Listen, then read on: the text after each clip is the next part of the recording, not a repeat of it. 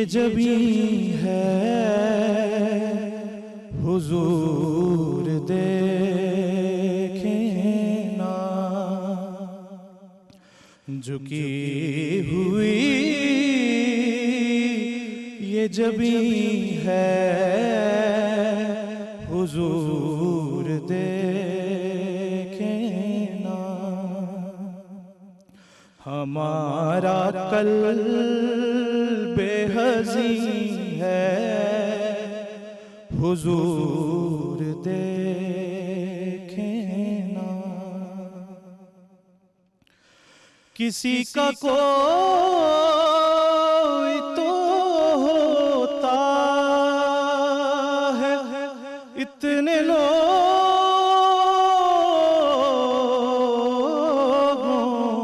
میں، کسی کا کوئی تو ہوتا ہے اتنے لوگوں میں، ہمارا کوئی نہیں ہے حضور دیکھیں نا، ہمارا کوئی نہیں ہے حضور دیکھیں نا، دل حزین کا فقط آپ کی نظر کے سوا، دل حزین کا فقط آپ کی نظر کے سوا کوئی علاج نہیں ہے حضور دیکھیں نا، کوئی علاج نہیں ہے حضور دیکھیں نا، جھکی ہوئی یہ جبیں ہے حضور دیکھیں نا۔ احمد ستار ملک صاحب، اللہ آپ کو جزا دے، کیا خوبصورت آپ نے گلہائے عقیدت پیش کیا ہے۔ السلام علیکم، خیر رمضان میں خوش آمدید، میں ہوں علی انیق سید، اور ہمیشہ کی طرح آج آپ کے سامنے حاضر ہوں۔ 28واں روزہ ہے اور 28ویں روزے تک ہم نے یہ نشست برقرار رکھی ہے جس میں ہر روز نت نئے موضوعات ہم لے کر آتے رہے ہیں، اور ہمارے پینل میں موجود ہمارے پروفیسر صاحبان ان پر روشنی ڈالتے رہے ہیں۔ امید کرتے ہیں کہ آپ کے رمضان میں جو روزے ہیں وہ بہترین طریقے سے گزرے ہوں گے، اور آپ کے ارد گرد جو لوگ ہیں آپ ان کو بھی ساتھ لے کر چل رہے ہوں گے، اور عید جو چونکہ قریب آ گئی ہے تو امید کرتے ہیں کہ آپ اس کی خریداری بھی کر چکے ہوں گے، اور اگر نہیں کی تو جلد از جلد کر لیں، کیونکہ 2 ہی روزے باقی رہ گئے ہیں۔ آج 28ویں افطار ہے، کل 29واں روزہ ہے۔ ویسے تو رؤیت ہلال کمیٹی ہی اس بارے میں تصدیق کرے گی کہ 30 روزوں کا رمضان ہوگا کہ 29 روزوں کا، لیکن سپارکو اس بارے میں تصدیق کر چکا ہے کہ صرف 29 روزے ہی ہوں گے۔ تو آپ کو آج کے موضوع کی جانب لے جاتے چلے۔ ہمارے ارد گرد آپ نے دیکھا ہوگا کہ اکثر ہمارا واسطہ معاشرے میں موجود کسی نہ کسی ایسے فرد سے ضرور پڑتا ہے جو خدا تعالیٰ کی عطا کردہ نعمتوں کے باوجود کسی نہ کسی چیز پر شکایت کرتا ہوا ہمیں دکھائی دیتا ہے، اور ایسے افراد بے شمار نعمتوں کے باوجود کسی نہ کسی چیز کو موضوع بحث بنا لیتے ہیں، اس پہ شکوہ کرتے ہوئے دکھائی دیتے ہیں۔ انسانی خواہشات ایسی ہی ہوتی ہیں جو کبھی مکمل نہیں ہو پاتی ہیں، اور انسان چاہے اللہ تعالیٰ نے اس کو کتنا ہی نوازا کیوں نہ ہو، کتنی نعمتیں کیوں نہ دیں ہوں، اس میں بھی شکر گزاری نہیں کرتا ہے، اور جو چیزیں اس سے دور ہیں ان کی چاہت کے لیے کوشش کرتا رہتا ہے، اللہ سے شکوہ کرتا رہتا ہے۔ تو آخر میں معاشرے میں ہم یہ بات کریں گے کہ ناشکری کیوں پیدا ہو گئی، اور ہم خدا کی نعمتوں کا شکر ادا کیوں نہیں کر پاتے ہیں، اس پر بات کریں گے۔ ہمارے ساتھ ہمارے پینل میں موجود ہیں پروفیسر صاحبان، پروفیسر ناصر محمود اور پروفیسر فہد علی کاظمی صاحب۔ آپ دونوں کا بہت شکریہ ہمیں جوائن کرنے کے لیے۔ پروفیسر صاحب آپ سے شروع کریں گے، کیوں ناشکری پیدا ہو گئی ہے؟ بسم اللہ والحمدللہ والصلاۃ والسلام علی رسول اللہ وعلی آلہ وصحبہ ومن تبعہ ومن والا۔ بہت خوبصورت مضمون کا آپ نے انتخاب کیا، بالخصوص اس وقت میں جب ماہ رمضان اپنے اختتام کی جانب بڑھ رہا ہے۔ ہم نے رمضان کا بھی اللہ کا شکر ادا کرنا ہے اور عید کا دن بھی یوم تشکر ہے۔ اس موقع پر ایک لمحے کے لیے یہ سوچنا بہت ضروری ہے کہ یہ شکر ہوتا کیوں ہے، شکر کیوں ضروری ہے اور ناشکری کیوں پیدا ہو جاتی ہے طبیعتوں میں۔ ایک بنیادی بات یاد رکھیں کہ شکر یہ ہے کہ انسان اللہ رب العزت کی یا کسی بھی شخص کی احسان اور اس کی مہربانی کو تسلیم کرتے ہوئے اس کی مہربانی پر اس کے لیے کوئی کلمات تحسین کے کلمات ادا کرے اور دل سے تسلیم کرے کہ اس نے میرے اوپر احسان کیا، یہ شکر ہے۔ اور ناشکری کیا ہے کہ انسان کسی کے احسان اور اچھائی کو مانے ہی نہ، تسلیم ہی نہ کرے۔ ناشکری ہوتی کیوں ہے اس کی وجہ پر آگے آؤں گا۔ انسان بعض اوقات چیزوں کو فار گرانٹیڈ لینے لگ جاتا ہے یا چیزوں کو اپنا حق سمجھنے لگ جاتا ہے کہ یہ میرا رائٹ ہے، اور جب نہیں ملتی تو پھر اس کے اوپر اس طرح کی جملے بولتا ہے جو اس کو نہیں بولنے چاہیے۔ بنیاد سمجھ لے، میرے سمیت ہر انسان کو یہ بات یاد رکھنی چاہیے کہ اس کائنات میں ہمارا کچھ نہیں ہے۔ ہم تو خالی ہاتھ اس دنیا میں آئے تھے، ہمارے پاس کیا تھا؟ کچھ نہیں تھا۔ ہم کسی چیز کے نہ مالک ہیں، نہ کبھی تھے، نہ کبھی ہوں گے۔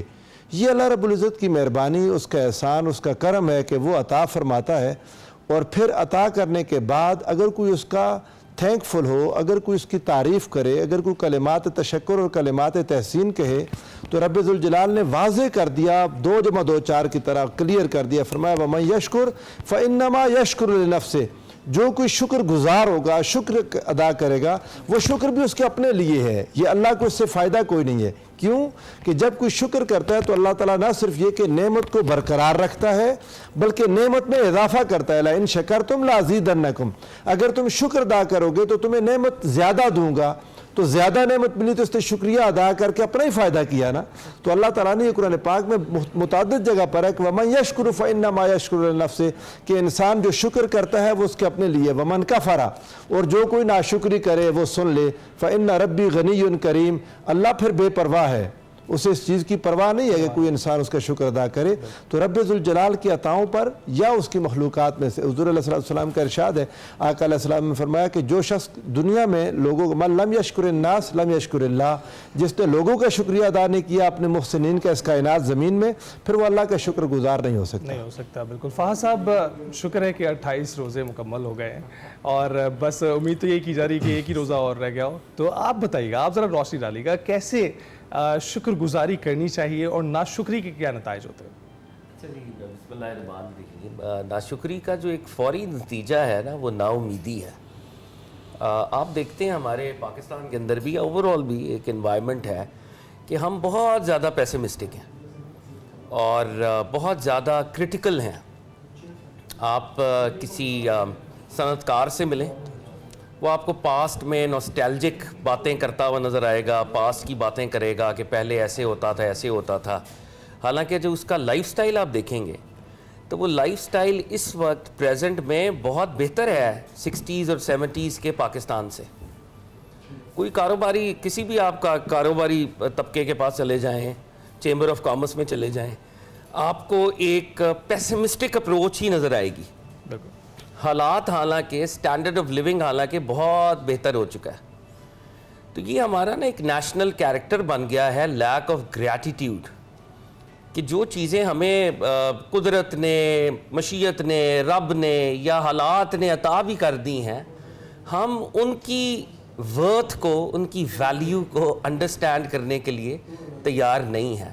اور جیسے ابھی پروفیسر صاحب نے بڑی خوبی کے ساتھ بیان کر رہے تھے، ہم چیزوں کو نا as a matter of right سمجھتے ہیں کہ مجھے یہ ملنا ہی چاہیے، as a matter of right, میں کراؤن آف کریشن ہوں اور میں سینٹر آف اٹینشن ہی ہونا چاہیے ہر وقت۔ اور اکثر یہ بھی ہوتا ہے، میں نے یہ دیکھا ہے، جیسے میڈیا کے اندر ہم دیکھتے ہیں بڑا کچھ لوگ جو سیلیبریٹیز بن جاتے ہیں الحمدللہ، تو بہت سے لوگ کہتے ہیں یار میرے اندر بھی ایسا ٹیلنٹ تھا، میں بھی یہ کر سکتا تھا، اس کو یہ مل گیا تو اس طرح ہوا۔ وہ سٹرگل نہیں دیکھ رہے ہوتے۔ ایک آدمی کی جو سٹرگل ہے، وہ جس وجہ سے وہ آج جس مقام پہ پہنچا ہوا ہے، شارٹ کٹس کے علاوہ اس کی بہت بڑی محنت ہے، اور شاید ہم نے وہ محنت نہیں کی ہوئی، اور جتنی محنت ہم نے کی تھی اس کے مطابق کچھ ریوارڈ قدرت نے بھی ہمیں دیا ہے، جس کے لیے ہم شکر ادا کرنے کے لیے تیار نہیں ہیں۔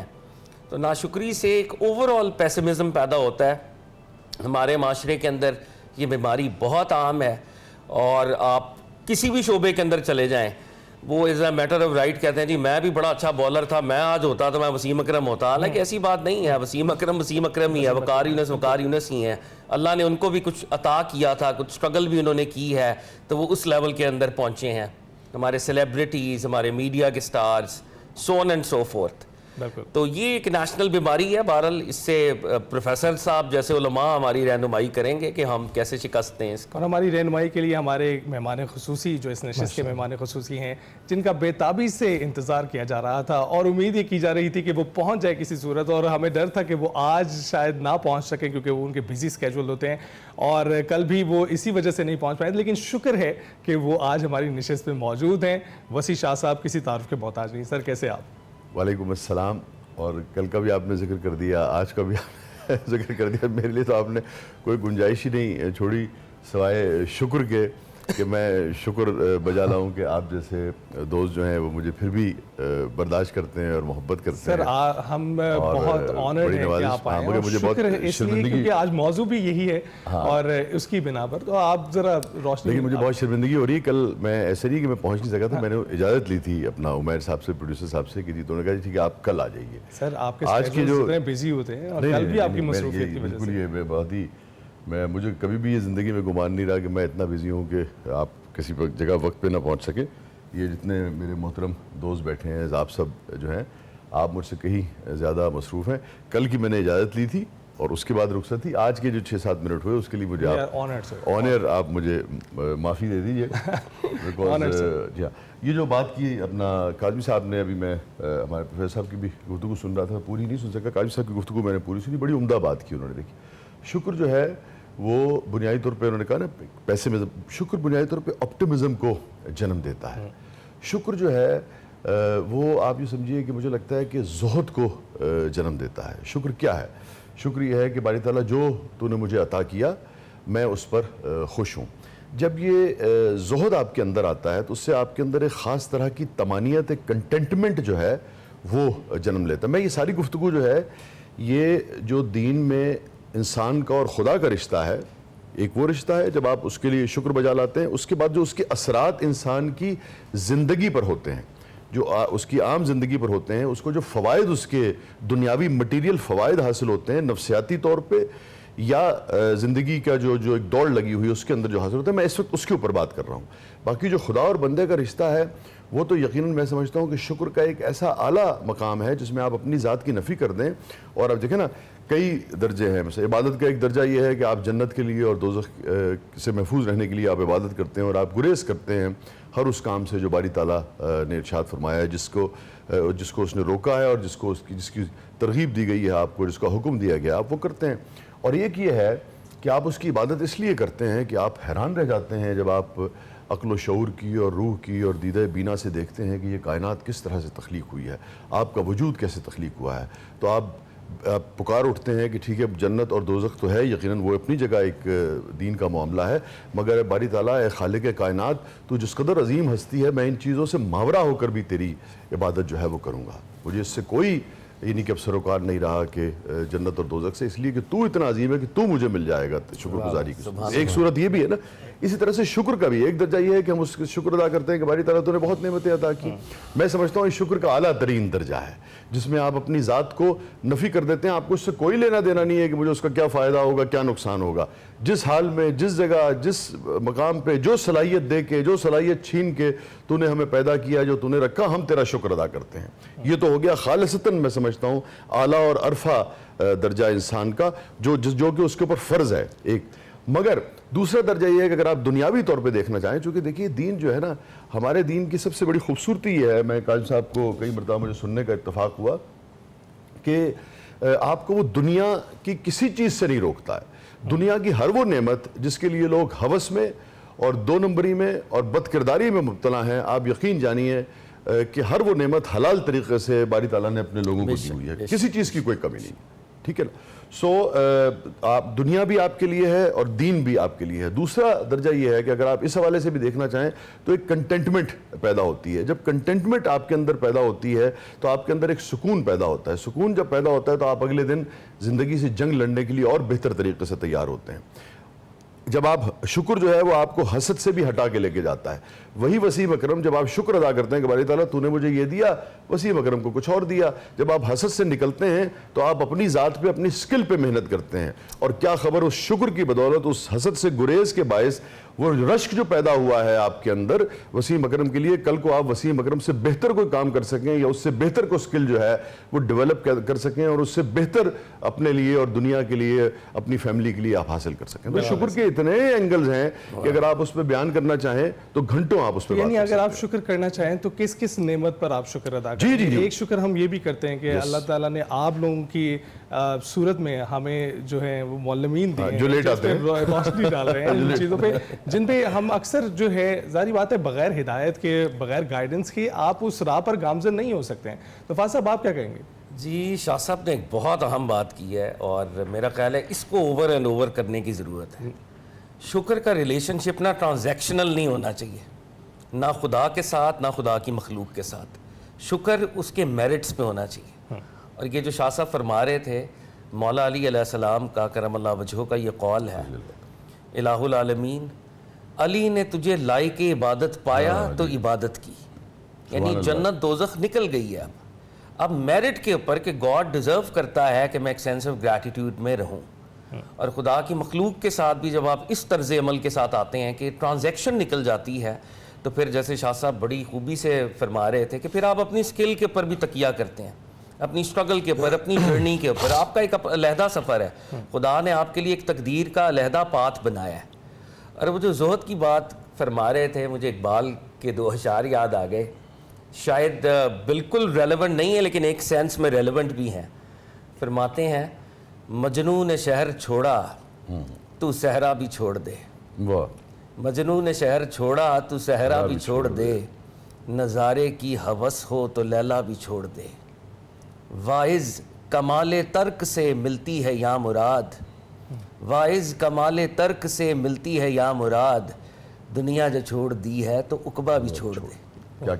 یعنی جب آپ بیونڈ جائیں گے اور خدا کو خدا کی ٹرمز کے اوپر, تو وہ جو ایک تشکر کی کیفیت ہے, طمانینت, اطمینان, جس کو گورے آج کہتے ہیں کہ آپ سینس آف ایکویلبریم اٹین کرتے ہیں, you are in sync with this world, تو آپ کے لیے پھر کوئی ریٹ ریس مانے نہیں رکھتی اور آپ اپنی ٹرمز پہ جیتے ہیں. تو یہ اس کا بہت بڑا ایک اینگل بھی ہے. اور اسی حوالے سے مجھے صرف 10 سیکنڈ دیکھیے, جیسے اسٹیفن ہاکنگ کو آپ سب جانتے ہیں, بالکل جانتے ہیں. آپ ذرا تصور کیجئے کہ ایک ایسا انسان جو کہ اپنی انگلی بھی ہلانے سے معذور قاصر ہے, کہیں نہ کہیں اس نے شکر کے باعث اس صلاحیت کو پہچانا ہوگا جو اس تمام تر چیزیں جو باری تعالیٰ نے اسے سلب کر لی تھی مگر اس کے اندر رکھی تھی. اگر وہ اس بے چینی میں پڑ جاتا کہ میں نے کی دیتا ہے, میرا کی کیتا ہے, میں تو برباد ہو گیا ہے, سارے بالکل ٹھیک نے, میں تو دیکھنا ہل بھی نہیں سکتا, بول بھی نہیں سکتا, ایک وہ زندگی ہے, میرے کو ہر شے کھول ہے, میں نے چلنا سکھا, اس میں کوئی شک نہیں, یہی سب کرتا ہے نا آدمی. نو, اس نے کہا کہ نہیں کہا مگر اس نے کیا شکر. یہ شکر کی علامت تھی, یہ شکر کا اظہار تھا کہ جو کچھ تھا اس کو اس نے پوری دیانتداری سے بروئے کار لایا. اور آپ دیکھیے کہ کس کنٹینٹمنٹ کے ساتھ وہ دنیا سے گیا ہوگا کہ وہ دنیا کو کیا کچھ دیکھے گا. اسٹیفن ہاکنگ کے بارے میں جو لوگ نہیں جانتے ان کو بتاتے چلے کہ صرف حرکت جو تھی وہ ان کی انگلی میں تھی, اور وہ صرف اس کی جنبش سے اپنی تمام تر جو ریسرچ تھی وہ سامنے رکھتے تھے. ان کی ریسرچز میں یہ چیزیں بھی شامل تھیں کہ وہ جو علم فلکیات ہے, جو آسمان کا, ستاروں کا, سیاروں کا جو علم ہے, ان کے رازوں سے پردہ اٹھاتے تھے. تو وہ وسیع شاہ مینشن کر رہے تھے. ابھی وقت ہوا ایک بریک کا, ناصر صاحب واپس آتے ہیں اور بات کریں گے جو گائیڈنس کی بات کی تھی کہ اس شکر گزاری میں بھی جو آپ کو متعارف کرواتا ہے, جو ڈائریکشن دیتا ہے, بتاتا ہے کہ اللہ تعالیٰ کی کیا کیا نعمتیں ہیں آپ کے پاس, کیونکہ یہ بتانا بھی بہت ضروری ہے, اس کے بغیر آپ جان نہیں سکتے. تو اس پر بھی بات کریں گے, اس پر بھی تذکرہ ہوگا, لیکن اس بریک کے بعد.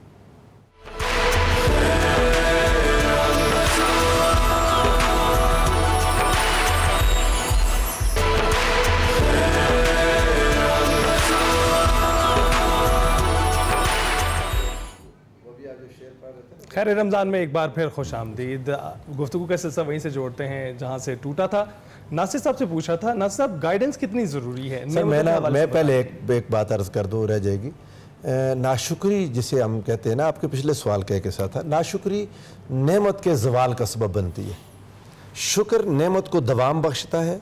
آپ کے پاس جو نعمت ہے وہ باقی رہتی ہے, مزید نعمتیں ملتی ہیں. لئن شکرتم لازیدنکم, یہ اللہ کا وعدہ ہے. میں تمہیں مزید جب آپ ناشکری کرتے ہیں تو جو آپ کے پاس آلریڈی نعمتیں ہیں ان کو زوال آ جاتا ہے. یعنی آپ نے کسی ایک نعمت کے جانے پر ناشکری کی تو اس کے کیا ہوا کہ جو آپ کے پاس فردر کئی نعمتیں موجود ہیں. ہر انسان جو زندہ ہوتا ہے بے شمار نعمتوں کے ساتھ زندہ ہوتا ہے. آپ اپنی آنکھوں کو دیکھیں, اپنے کان کو دیکھیں, اپنے ٹیسٹ برڈز کو دیکھیں, آپ کی پوری باڈی. سیدنا آپ نے اسٹیفن ہاکنگ کی بات کی شاہ جی نے. سیدنا عیسیٰ علیہ السلام ایک دفعہ راستے سے گزر رہے تھے تو ایک شخص تمام اعضاء اس کے ناکارہ تھے, صرف ایک زبان اس کی چلتی تھی اور وہ کہہ رہا تھا میرے مولا تیرا شکر ہے کہ تو نے مجھے اس بیماری سے بچایا جس میں تیری کثیر مخلوق مبتلا ہے.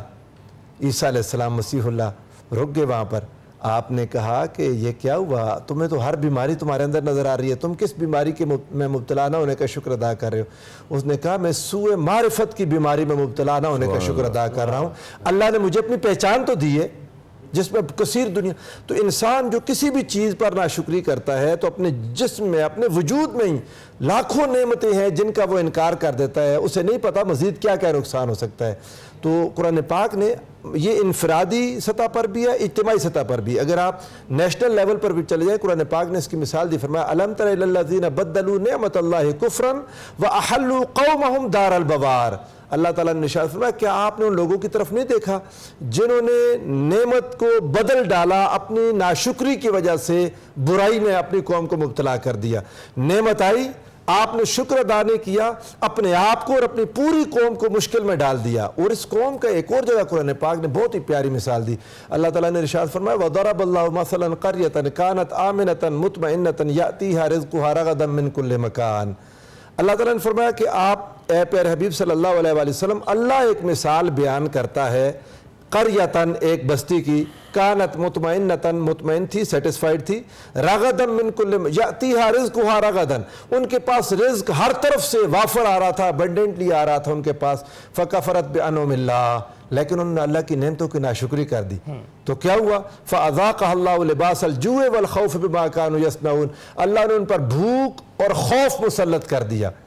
آج اگر ہماری قوم پر بھی بھوک اور خوف مسلط ہے, ڈر ہے, خوف ہے, انجانا سا خوف, بچنا چاہتے ہیں, بھاگنا چاہتے ہیں, فوراً اپنے آپ کو بحیثیت قوم مڑنا ہوگا ہمیں شکر گزاری کی طرف, گریٹیچیوڈ کی طرف, اللہ کا شکر ادا کرنے کے لیے. جو کچھ ہمارے پاس ہے ہمارا اس پر حق نہیں ہے, یہ اللہ کا احسان ہے. بالکل بالکل. وسیع شاہ صاحب کیا کہیں گے, کیا ناشکری جبلت میں پائی جاتی ہے؟ کیونکہ ہم عام طور پر دیکھتے ہیں کہ فطرت تو مایوس نظر آتی ہے انسان کی. جب بھی ٹریجڈی کی بات ہو اس کے ساتھ وہ زیادہ جڑا ہوا لگتا ہے. خوشی کی طرف جانے کے لیے اپنے آپ کو فورس کرنا پڑتا ہے. تو شکر گزاری کے لیے جس طرح سے میں پوچھا تھا کہ گائیڈنس کی ضرورت ہوتی ہے, آپ کو بتانے کی ضرورت ہوتی ہے کہ آپ کے پاس کیا ہے, کیونکہ اکثر آپ کی نظر اسی پر ہوتی ہے جو نہیں ہے. ہاں میرے کبھی دیکھیے اس کو جنرلائز آپ نہیں کر سکتے.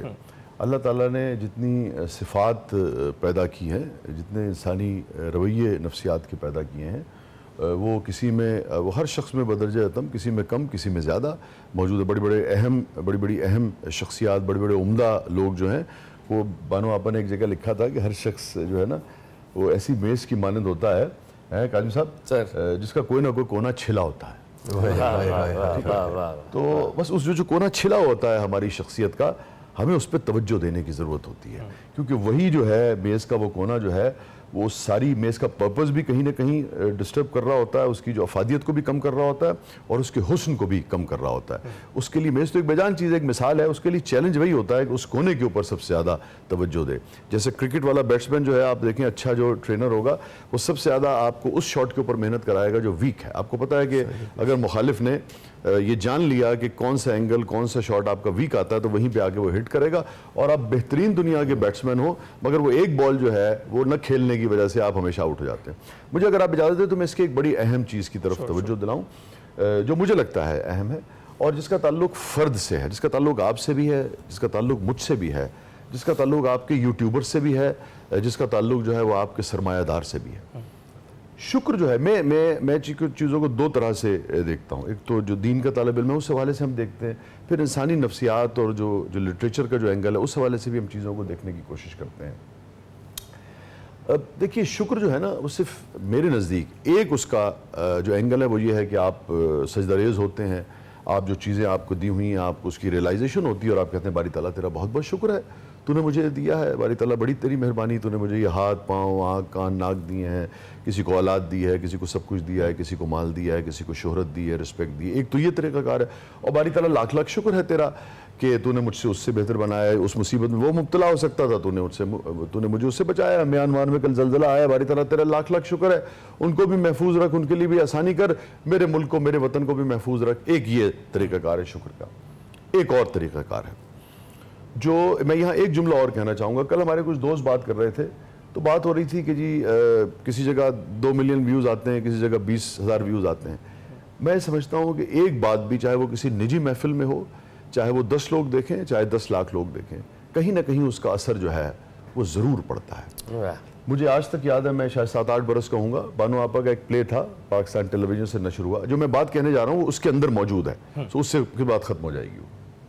اس کا تھیم یہ تھا کہ انہوں نے فلیش بیک کا ٹریٹمنٹ دیا. غالباً شفیع محمد شاہ صاحب ایک بہت نامور اداکار تھے, وہ اپنی کہانی سنا رہے ہیں اور وہ ایک مزار کے اوپر بیٹھے ہوئے ہیں, مفلوق الحال ہیں اور بہت ہی یعنی کہ خستہ حالی ہے, اور وہ کسی کو بتا رہے ہیں کہ ایک زمانے میں میں بہت موسٹ پاپولر آدمی تھا اپنے, سننے والی بات, موسٹ پاپولر آدمی تھا اپنے وقت کا, اور بہت پیسہ تھا میرے پاس. اور ہوا کیا تھا, علامتی پلے ہے, اور ہوا یہ تھا کہ میرے پاس ایک طاقت خدا نے مجھے عطا کی تھی, اور وہ طاقت مجھے خدا نے عطا کی تھی کہ میں جس تالے کے اوپر ہاتھ رکھتا تھا وہ تالا کھل جاتا تھا. اب میں نوجوانوں سے کہوں گا کہ اس کو علامت سمجھیے.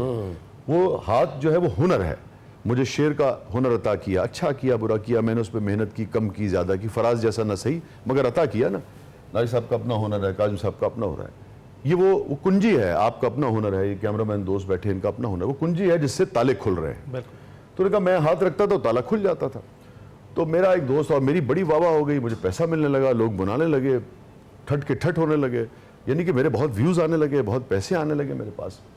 تو میرا ایک جاننے والا آیا اور اس نے کہا کہ تم یہ کام کرتے ہو, اور اس کے بعد میں کسی سلسلے سے ملک سے باہر جا رہا تھا, اور وہاں میری پریزنٹیشن تھی, دنیا بھی حیران تھی, غالباً امریکہ میں, اور لاکھوں کا مجمع وہاں ہونا تھا, اور انہوں نے دیکھنا تھا کہ یار ایک آدمی آیا ہے جو تالے پہ ہاتھ رکھتا ہے تالا کھل جاتا ہے, یہ کیا میجک, اس کو کیا چیز مل گئی ہے نا خدا کی طرف سے. کہنے کہ اس نے کہا تم نے جانا ہے, 2 دن کے بعد فلائٹ ہے, تمہیں کچھ نہیں کرنا, تمہیں صرف یہ کرنا ہے کہ ایک تجوری جو ہے وہ بینک کی, میں وہاں ملازم ہوں, اس کے اوپر آ کے ہاتھ رکھنا ہے, اور اس کے بعد تم نے صرف یہ کرنا ہے, باقی میں تمہیں اس میں سے کافی مال دے دوں گا. اس نے کہا نہیں یہ تو غلط کام ہے. اس نے کہا تمہیں تو کرنا ہی کچھ نہیں ہے, تمہیں تو صرف ہاتھ رکھنا ہے, تمہارا اس میں کوئی بھی وہ نہیں ہے, تمہاری ذمہ داری نہیں ہے بھی اور نہیں بھی ہے. اس نے کہا ٹھیک ہے یار میں نے جانا ہی ہے, اور میں ایک طرح سے اس کا بظاہر حصہ بھی نہیں, اپنے ضمیر کو اس نے مطمئن کیا. مختصر یہ کہ اس نے تجوری پر ہاتھ رکھا, جو مال آیا اس نے اس کو دیا اور اس کو بھی دیا اور چلا گیا. وہ بزرگ کہتے ہیں کہ جب میں وہاں گیا اور لاکھوں کا مجمع تھا وہاں, اور مجھے بہت پیسے بھی ملے تھے, اور لوگ میرے نام کے نعرے لگا رہے تھے, اور جب میں نے تالے پر ہاتھ رکھا تو وہ تالا نہیں کھلا. اس لیے کہ جو صلاحیت, جو نعمت, جو ہنر خدا نے مجھے دیا تھا, میں نے اس کو جب مس یوز کیا تو وہ نعمت مجھ سے سلب کر لی گئی. تو شکر گزاری جو ہے وہ نعمت ملنے کے بعد اس کے بعد صراط مستقیم پہ میکسیمم اپنے آپ کو رکھنے کا بھی نام ہے. خوبصورت بات. ناشکری جو ہے وہ یہ ہے کہ آپ کو کوئی نعمت عطا ہوئی ہے اور اس سے آپ خیر کے بجائے شر کا کام لیں, یہ بھی ناشکری ہے. شکر کا ایک طریقہ اس کو خیر کے لیے استعمال یہ شکر کے زمرے میں تو اس طرح سے سمجھا جا سکتا ہے. اسی طرح سے بھی سمجھا جا سکتا ہے کہ سکسیس بار بار نوک نہیں کرتے آپ کے دروازے پہ, تو جب وہ کرے تو آپ کو اس کی تمام تر لوازمات کے ساتھ اس کو اپنے ساتھ لے کر چلتا ہے, تبھی وہ آپ کے ساتھ رہتی ہے. تو فاضل صاحب آپ کیا کہیں گے, کیونکہ ایک سوال جو میرے ذہن میں بار بار گونج رہا ہے وہ جبلت والا ہی ہے. اچھا, دونوں باتیں اپنی اپنی جگہ پہ. شاہ صاحب نے بڑی خوبصورت ویسے ماشاءاللہ بات کی, اور یقینی طور پہ جو نعمت ملتی ہے اس کا مس یوز, وہی زوال نعمت جو ابھی پروفیسر صاحب بھی بات کر رہے تھے کہ دونوں چیزیں آپس میں انٹر کنیکٹڈ ہی ہیں اصل میں. اچھا, جو آپ بات کر رہے ہیں, سرکار دو عالم صلی اللہ علیہ وآلہ وسلم کی ایک حدیث ہے اس میں, اور وہ اگین ود اے ڈسکلیمر کہ چیزوں کو جنرلائز نہیں کیا جاتا, لیکن اس کے اندر جو مورلز ہیں ان کو ڈرا کیا جاتا ہے. تو آقا علیہ الصلوۃ والسلام نے یہ فرمایا ہے, اور یہ ناشکری کے ساتھ کہیں نہ کہیں جو گریڈ کا پہلو ہے وہ جڑا ہوا ہے اصل میں, کہ اللہ رب العزت حدیث کا مفہوم ہے, اللہ رب العزت کسی کو ایک گاؤں دے تو وہ کہے گا دوسرا بھی مل جائے, ایک وادی دے دے تو وہ کہے گا دوسرا بھی مل جائے. یعنی وہ جو لیک آف کنٹینٹمنٹ ہے اور وہ جو گریڈ ہے, یعنی میرے پاس ایک وادی موجود ہے, یہاں تک کہ سونے کی, ہاں بے شک ایک پوری وادی گولڈ کی موجود ہے, مگر میں اس پر سینس آف گریٹیٹیوڈ ہے ہی نہیں میرا, اور میری نظر جو ہے وہ دوسرے کے اوپر لگی ہوئی ہے. دیکھیں نا, یہ انسان کی نفسیات کا ایک پہلو بہرحال کہیں نہ کہیں ہے. اس کو ویسٹ میں بھی اکنالج کیا جاتا ہے کہیں نہ کہیں, کہ نہیں یہ جو میرے اندر اپنے اظہار کی یا جمع کرنے کی جو تمنا ہے یا جو غلبے کی آرزو ہے, کہ پیچھے موٹیو ایک ہی ہے, غلبہ, زیادہ جمع کرنا, تسلط, وہ نیشنل سطح کے اوپر اسرائیل بن جاتی ہے, ایک سہونی ریاست بن جاتی ہے, پیچھے موٹیو وہی ہے, گریڈ اور لیک آف گریٹیٹیوڈ, کہ جو میرے پاس تھا میں اس کے اوپر شاکر نہیں تھا. اچھا ایک چیز میں اور اس میں ایڈ کرنا چاہتا ہوں, اس میں رب العزت کے ساتھ والا اینگل بھی ہے, اور انسانوں کا اپنا رب کی تقدیر پر ایک انحصار وہ بھی اس پہ ہے. امام عالی مقام امام حسین کا ایک ڈائیلاگ ہے جو ہمارے صوفیاء اس کو خاصا پریزنٹ کرتے ہیں, آپ کی امام زین العابدین سے کانورزیشن اور اپنے بڑے بیٹے علی الاکبر سے کانورزیشن.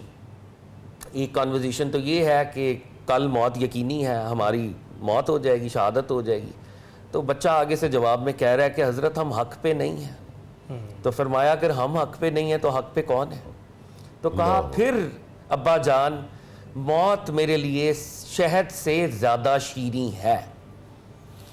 کہنے کی بات یہ ہے کہ جب آپ کو یہ پتا ہو کہ آپ چاہے ٹرائل سے گزر رہے ہیں, چاہے امتحان سے گزر رہے ہیں, مگر آپ صداقت کے ساتھ ہیں, آپ حق کے ساتھ ہیں, تو پھر موت بھی, شہادت بھی شہد سے زیادہ شیریں ہو جاتی ہے, اور وہ بھی ایک مارک آف گریٹیٹیوڈ ہی ہوتا ہے. شاہ جی آپ کی بات کاٹی جا رہی ہے. شاہ صاحب کا ایک شعر میں نے آج ہی دن میں نے دیکھے, موت کے سکھ میں مجھے وہ دیکھنے چلا آیا. میں شعر مجھ سے غلط ہو جاتا ہے, یا شاعر پاس بیٹھے ہیں تو کہیں تھپڑی نہ لگ جائے. موت کے سکھ میں مجھے دیکھنے چلا آیا, یہ اب نظر بدلے, موت کے سکھ میں مجھے دیکھنے چلا آیا, زندگی زندہ رہنے کی مصیبت میں کہاں تھے, زندہ رہنے کی مصیبت میں کہاں تھا, ہاں زندہ رہنے کی مصیبت تھی کہاں تھا اس وقت, ہاں کہاں تھا اس وقت. یعنی موت ان کو سکھ نظر آ رہی ہے اور زندہ رہنا مصیبت. یہ انسان کی انداز نظر بدلے تو نظارے بدل جاتے ہیں.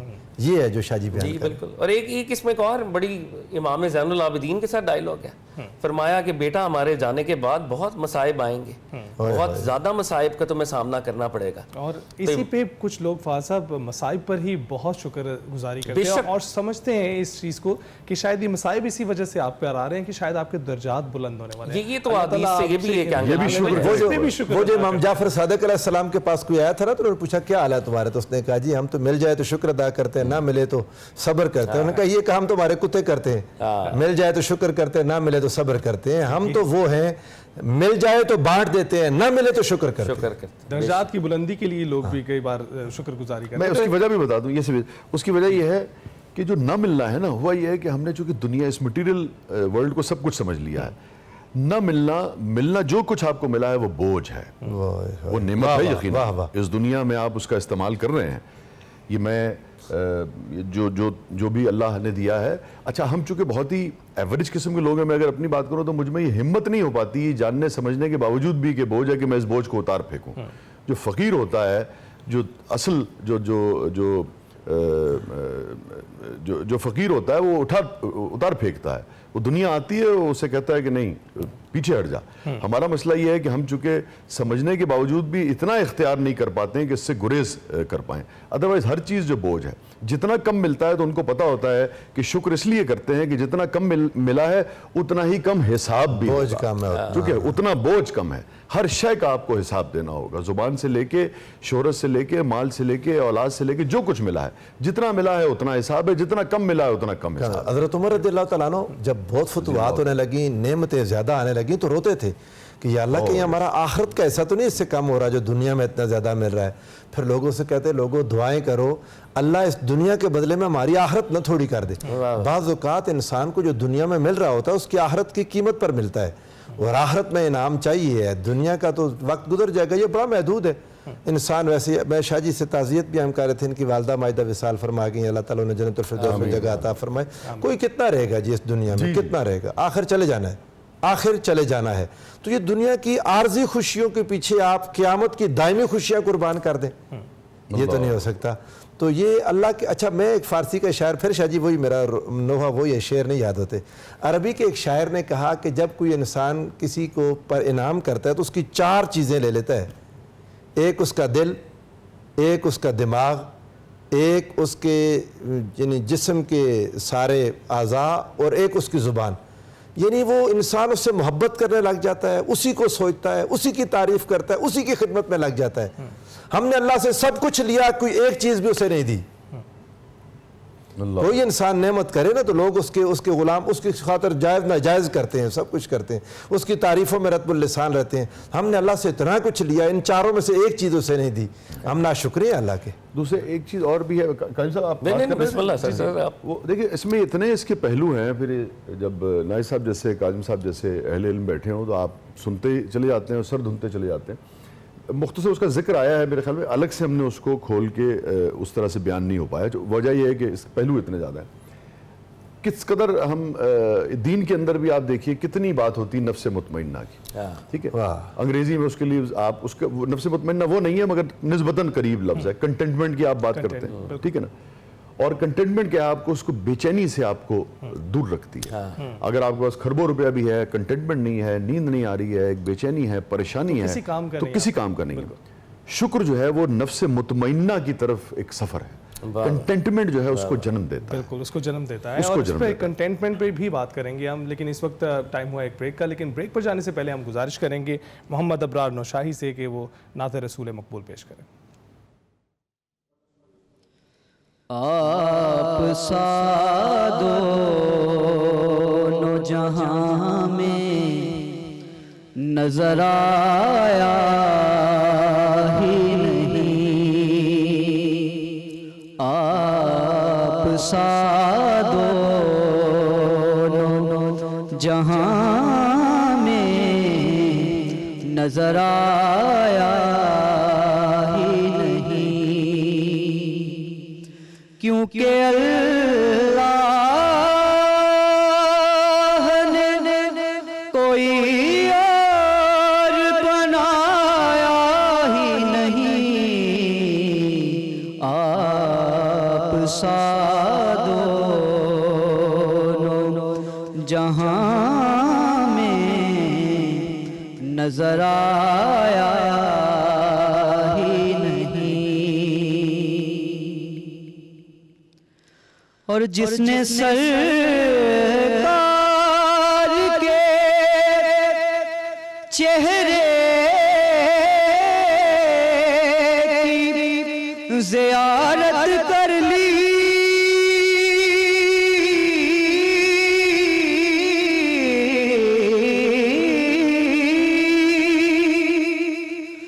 جس نے سرکار کے چہرے کی زیارت کر لی, اس کی آنکھوں میں کوئی اور سمایا ہی نہیں, اس کی آنکھوں میں کوئی اور سمایا ہی نہیں. آپ نے جب سے نوازا ہے یا رسول اللہ,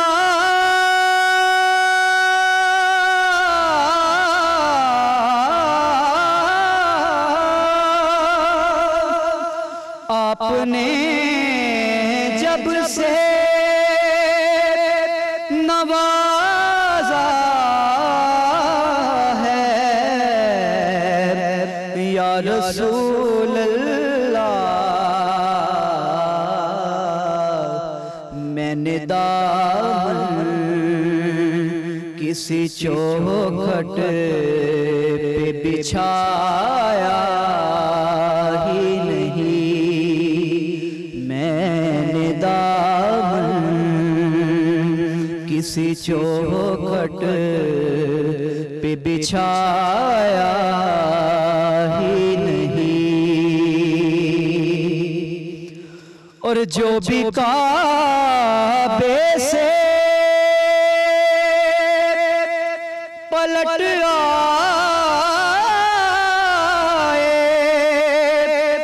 مدینے نہ گئے،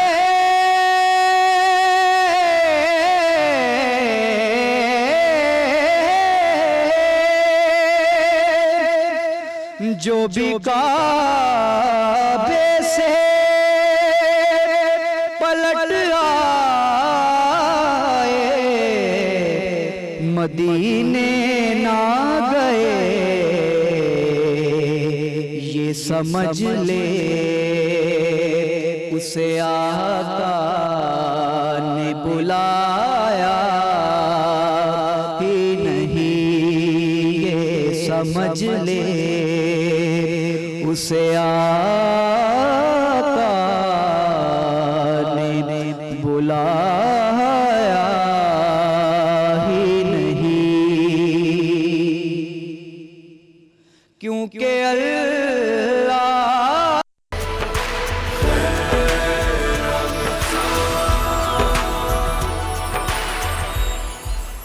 خیر رمضان میں ایک بار پھر خوش آمدید۔ ہم نت نئی ریسیپیز آپ کو کچن سیگمنٹ میں متعارف کرواتے ہیں، جہاں آج بھی شیف ماروی ہمیں ایک نئی ریسیپی بتا رہی ہیں۔ آئیے چل کے دیکھتے ہیں۔ Over to you chef Marvi.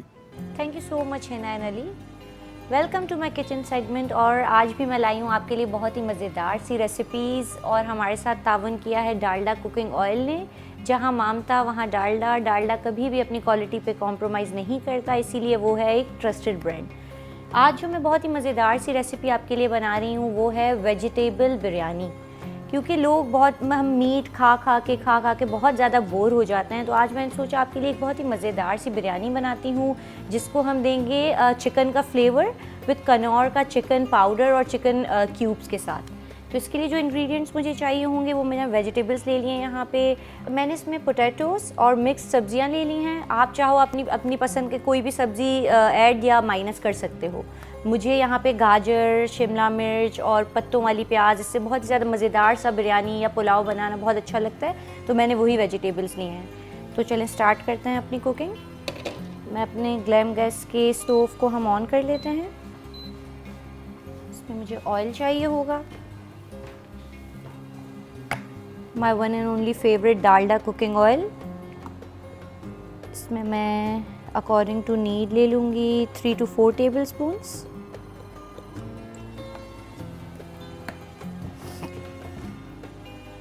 اس میں میں ایڈ کروں گی سب سے پہلے انین،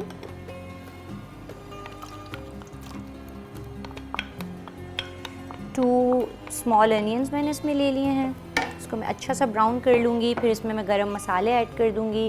چاول میں نے الگ سے بوائل کر کے رکھے ہیں، اگر آپ چاہو تو آپ اس میں چاولوں کو ساتھ ڈال کے یخنی پلاؤ کی طرح دم دے کے بنا سکتے ہو، بٹ آج جو ریسیپی میں بنا رہی ہوں چاول آلریڈی میں بوائل کر کے رکھ چکی ہوں، کیونکہ افطار میں ہم ٹرائی کرتے ہیں کہ بہت ہی ایزی ریسیپیز ہوں اور یہ بہت ہی مزیدار سا بنتا ہے۔ اس میں جب آپ چکن فلیورز کوئی بھی چیز ڈالو گے تو یہ بہت ہی اچھا سا ایک ویجیٹیبل بریانی ریڈی ہو جائے گی۔ اس میں اچھا سا براؤن کر لوں گی اپنے انین کو۔ اس میں میں ایڈ کر دوں گی فلیور کے لیے تھوڑا سا بٹر بھی اس کے ساتھ ساتھ میلٹ ہوگا۔ بہت سے لوگوں کو ویجیٹیبل پلاؤ اچھا لگتا ہے، کوئی بریانی بناتا ہے۔ آج میں نے سوچا ویجیٹیبلز جو بھی گھر میں اویلیبل ہوں آپ اس سے بہت ہی مزیدار سی بریانی کیسے بنا سکتے ہیں، وہ میں آج سوچ رہی تھی بناؤں۔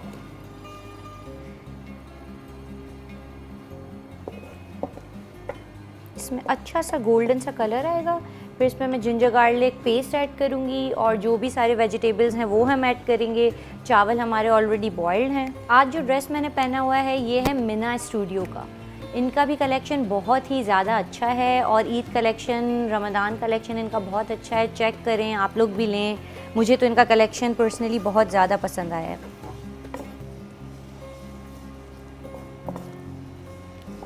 سبزیاں ہماری آلریڈی بوائلڈ ہیں. اگر آپ کی سبزیاں بوائلڈ نہ ہوں تو آپ ان کو تھوڑا سا اسٹیم کر کے اور سبزیوں کو گلا کے رکھ سکتے ہیں, تاکہ آپ کے اسٹیپ بائی اسٹیپ چیزیں ساری ہوئی ہوں گی, تو بہت ہی ایزیلی آپ ہاف این آور میں یا 40 منٹس میں بہت ہی مزیدار سی بریانی ریڈی کر سکتے ہو.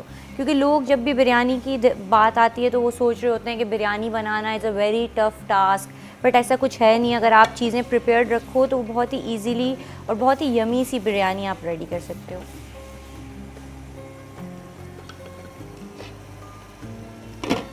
اس کے ساتھ میں بہت ہی مزیدار سی ایک کولڈ ڈرنک آپ کو بنانا سکھاؤں گی, کولڈ کافی وتھ پرائلائن والز, جو کہ ان کا نیو فلیور ہے. بہت ہی مزے کی یہ بنے گی. یہ میں بنا لوں, اس کے بعد میں آپ کو بتاتی ہوں. بہت ہی مزیدار سی یمی سی. اس کا کلر تھوڑا سا چینج ہو گیا ہے, اس کو ہم ہلکا سا براؤن کریں گے. ساتھ ساتھ میں اس میں ایڈ کر دوں گی ginger garlic paste 2 table spoons, گرم مسالے, کھڑے کھڑے گرم مسالے جو میں نے اس میں لیے ہوئے ہیں, زیرہ, کارڈمم اینڈ کالی مرچ,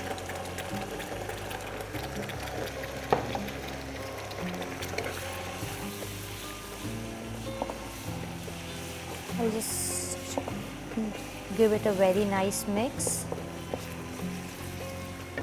بہت ہی مزیدار سی خوشبو مجھے جنجر گارلک اور گرم مسالوں کی آ رہی ہے. اب میں اس میں ایڈ کر دوں گی اپنے پوٹیٹوز, کیونکہ یہ ہمارے بوائل نہیں ہیں تو ان کو تھوڑا سا ٹائم لگے گا گلنے میں.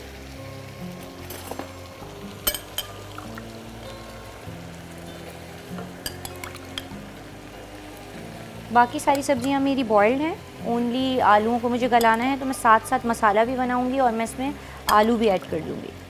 میں نے اس میں 2 بڑے آلو لے لیے ہیں, کیونکہ میں ½ kg رائس کا بنا رہی ہوں. آپ اگر زیادہ رائس کا بناؤ گے تو آپ کوانٹٹی ڈبل کر دینا.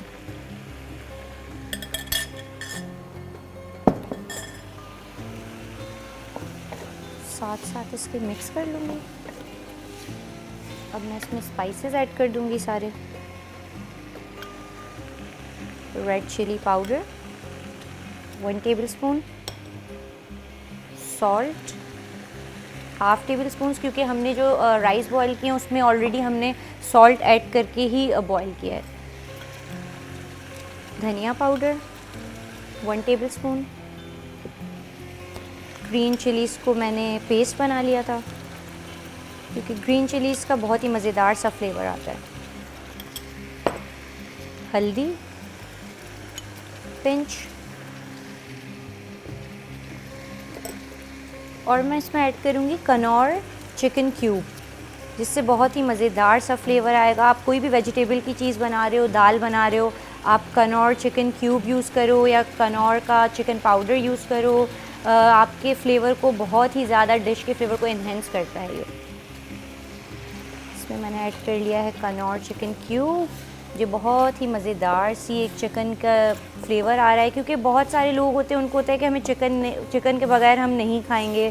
بچے ہوتے ہیں وہ نہیں کھاتے. اگر آپ ویجیٹیبل بریانی میں ان کو کنور چکن کیوب, اسٹاک یا ان کی بہت ساری چیزیں ہیں وہ آپ ایڈ کر دو, تو it will just enhance the flavour of your any recipe.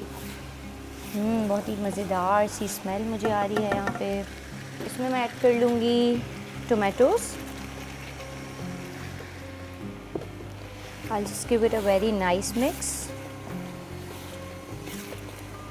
کیونکہ جب ساری چیزیں ساتھ ساتھ مسالہ بنتا رہے گا تو آلو ہمارے آلموسٹ ڈن ہو جائیں گے, کیونکہ ویجیٹیبلز آلریڈی میری جو ہیں آلریڈی بوائلڈ ہی ہیں. I'll just cover the lid. اس کو ہم 4-5 منٹس مور اس کو چھوڑیں گے. پھر اس میں ہم اپنی بوائلڈ ویجیٹیبلز ایڈ کریں گے. اس کے بعد ہم اس میں جو چاول آلریڈی ہم نے بوائل کر کے رکھے ہوئے وہ ایڈ کر کے اور اس کو ہم دم پہ لگا دیں گے. ٹومیٹوز ہمارے ہو گئے ہیں ½ ڈن. اس کو میں ہائی ہیٹ پہ تھوڑی سی دیر کوک کر لوں گی.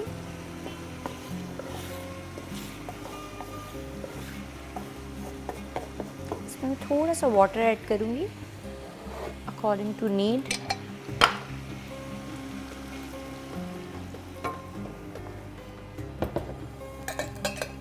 تاکہ ہمارے آلو اچھے سے گل جائیں. جب تک میں اپنے آلوؤں کو یہاں پہ گلنے کے لیے چھوڑوں گی تب تک میں بناؤں گی بہت ہی مزیدار سی ڈرنک جو کہ آپ بنا کے اور فریج میں رکھ دیں. اور بہت ہی مزیدار سی جو یہاں پہ میں ڈرنک بنا رہی ہوں cold coffee with praline walls. اس کے لیے مجھے چاہیے ہوگی کافی, ملک اور شوگر. شوگر از آپشنل, اگر آپ چاہو تو آپ اس میں شوگر ایڈ کرو, نہیں اگر آپ ایڈ کرنا چاہتے ہو تو اپ ٹو یو, کہ کیونکہ آلریڈی والس جو ہے تھوڑی سی آپ کو بہت ہی مزیدار سا ایک شوگری ٹیسٹ دے گا. I am just adding 2 tablespoons of coffee, instant coffee. I'll just give it a very nice mix. آپ کو وسک کی ضرورت نہیں ہوگی کیونکہ آلریڈی میں نے اس کو وارم کیا ہوا تھا ملک کو. I'm just adding 2 tablespoons of coffee and بہت ہی مزیدار سی کافی میری انسٹنٹ ریڈی ہو گئی ہے. کولڈ کافی تو کوئی آپ بہت ہی جھٹ پٹ اپنے گھر میں بہت ہی مزیدار سی بنا سکتے ہو. یہ میں نے اس میں کافی ایڈ کر دی ہے. کافی سرپ جو میں نے بنایا ہے وہ ایڈ کر دوں گی. اس میں ایڈ کر دوں گی ملک,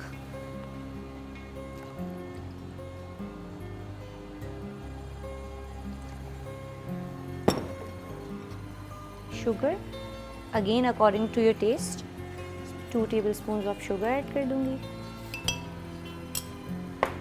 اور سب سے مزیدار والس پرالائن فلیور. والس لایا ہے بہت ہی مزیدار سا نیو فلیور. اپنی عید کو انجوائے کریں with new praline flavour of Wall's. I'll be adding بھر کے 2 سے 3 سکوپ. بہت ہی مزیدار سا والس پرالائن فلیور. میں اس میں بہت سارے 2-3 scoops آف والس ڈال دوں گی to give it a very nice taste. کیونکہ مجھے بہت زیادہ اس میں والس چاہیے ہوتی ہے اور والس کا یہ فلیور بہت ہی مزیدار ہے. اس میں کرنچ اور کیرمل دونوں کا ٹیسٹ ہے. Do try it. اس کو ہم بلینڈ کر لیں گے اپنے ویسٹ پوائنٹ کے بلینڈر میں.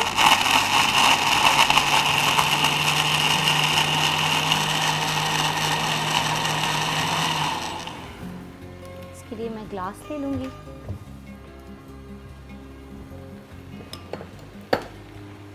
گلاسز کو یہاں پہ لے آؤں گی.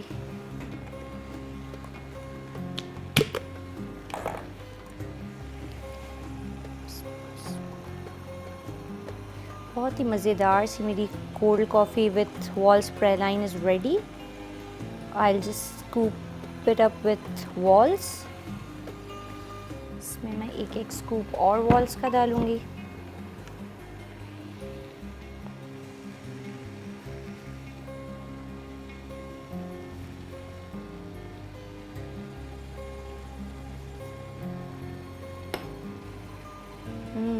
یمی سی ہماری کولڈ کافی ریڈی ہے.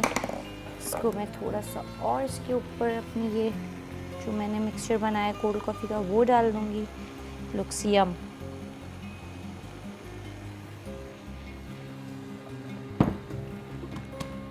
بہت ہی مزیدار سا cold coffee with praline Wall's ready ہے. جب تک میں نے بنائی کولڈ کافی اتنی دیر میں ہمارے آلو گل گئے ہیں.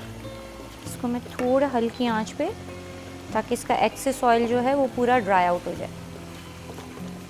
اب میں اس میں ایڈ کر دوں گی جو فروزن ویجیٹیبلس میں نے لی ہوئی ہیں. یہاں پہ فروزن ویجیٹیبلس کا پیکٹ میں نے لے لیا تھا تاکہ ایزی ہو. اس میں آپ گوبھی بھی ہے, مٹر بھی ہیں, گاجر بھی ہیں, آپ کے پاس جو اویلیبل ویجیٹیبلس ہوں آپ اس سے بنا لو. کوئی ہارڈ اینڈ فاسٹ رول نہیں ہے کہ آپ کو یہی ویجیٹیبلس یوز کرنی ہے تو آپ بریانی بناؤ گے, ورنہ نہیں. آپ اسی ریسیپی سے جو آپ کی فیوریٹ ویجیٹیبلس ہوں اس سے آپ بہت ہی مزیدار سی بریانی ریڈی کر سکتے ہو. Just give it a very nice mix.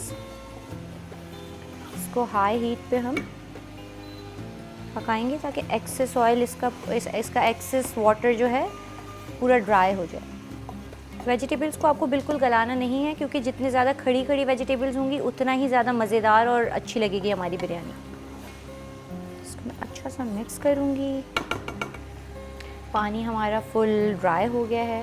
اب میں اس میں جو بوائلڈ میرے رائس ہیں وہ میں اس میں ایڈ کر دوں گی اینڈ جسٹ میں دم پہ رکھ دوں گی اس کو. آپ آرام سے اس کو top up with all the rice. زردے کا کلر آپشنل ہے, اگر آپ چاہو تو آپ اس میں ڈالو, نہیں تو اگر آپ ایسے ہی بناؤ گے تو بھی اس کا بہت ہی خوبصورت سا کلر آئے گا. Just top it up with سارے رائس. جو بوائلڈ ہیں ہمارے. 1.5 کپ بوائلڈ رائس ہے یہ. آرام سے یہ بریانی سروس 4 to 5 آرام سے آپ اتنی کوانٹٹی سے. I'll just top it up with green chillies کا جو پیسٹ ہے اس سے ٹاپ کر دوں گی. لیمن جوس فریشلی سکویزڈ وہ میں اس میں ڈال دوں گی.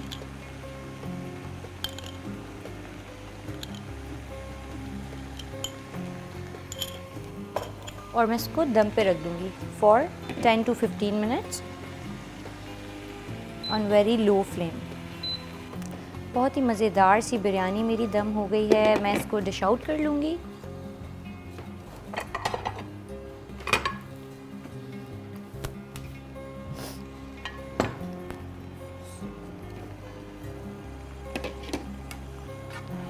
بہت ہی مزیدار سی آپ کی بریانی بالکل ہی آپ کے چاول کھڑے کھڑے ہونے چاہیے. سبزیاں بھی بالکل ہی آپ کی سوگی نہیں ہونی چاہیے.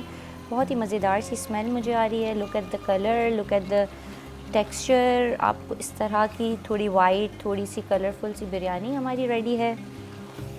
بہت ہی مزیدار سی خوشبو مجھے اس میں آ رہی ہے.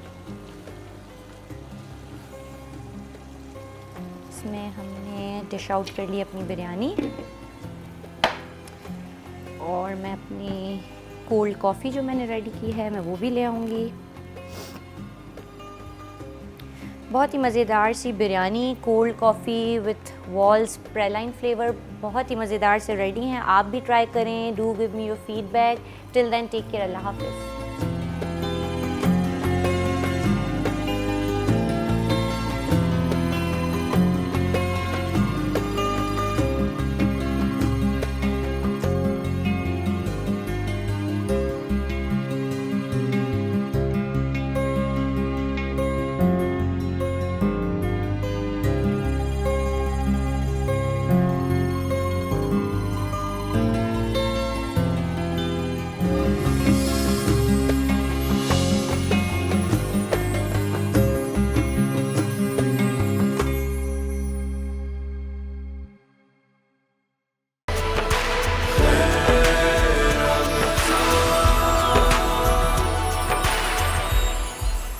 خیر رمضان میں خوش آمدید. وقار احمد ملک آج مسلمان سائنسدان جابر بن حیان پر بات کر رہے ہیں. آئیے چل کر دیکھتے ہیں.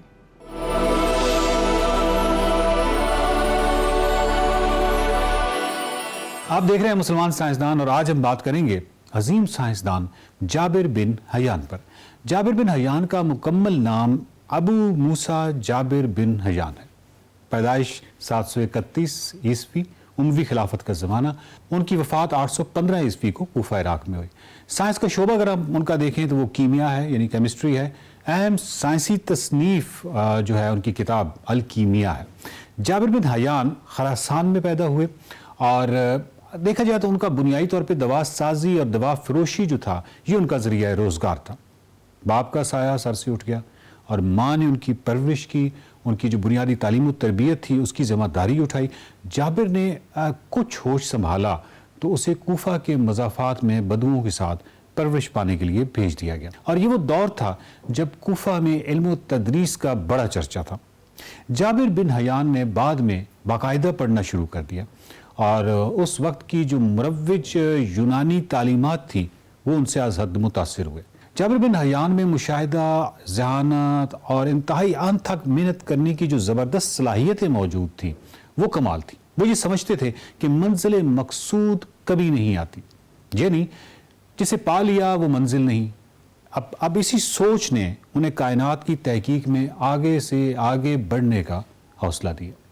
جابر بن حیان ایک ایسے آلے کے موجد تھے جس کے ایک حصے میں کیمیائی مادوں کو ڈالا جاتا اور ان کو گرم کیا جاتا، ان کو پکایا جاتا اور اسی مرکب سے جو اٹھنے والے بخارات ہیں ان کو نالی کے ذریعے دوسری حصے میں پہنچایا جاتا اور اس کے بعد وہاں پہ ان کو ٹھنڈا کیا جاتا. کشید کا یہ عمل کرنے کے لیے آج بھی اسی قسم کا آلہ استعمال کیا جاتا ہے. بلکہ سچ پوچھیں تو علمی کیمیا کی جو نمائندہ تصویر ہے آپ نے کیمسٹری کی کتابوں پہ مختلف جگہوں پہ دیکھی ہوگی وہ یہ آلہ ہی تو ہے. اب اس حوالے سے ایک انتہائی دلچسپ واقعہ سن لیجئے.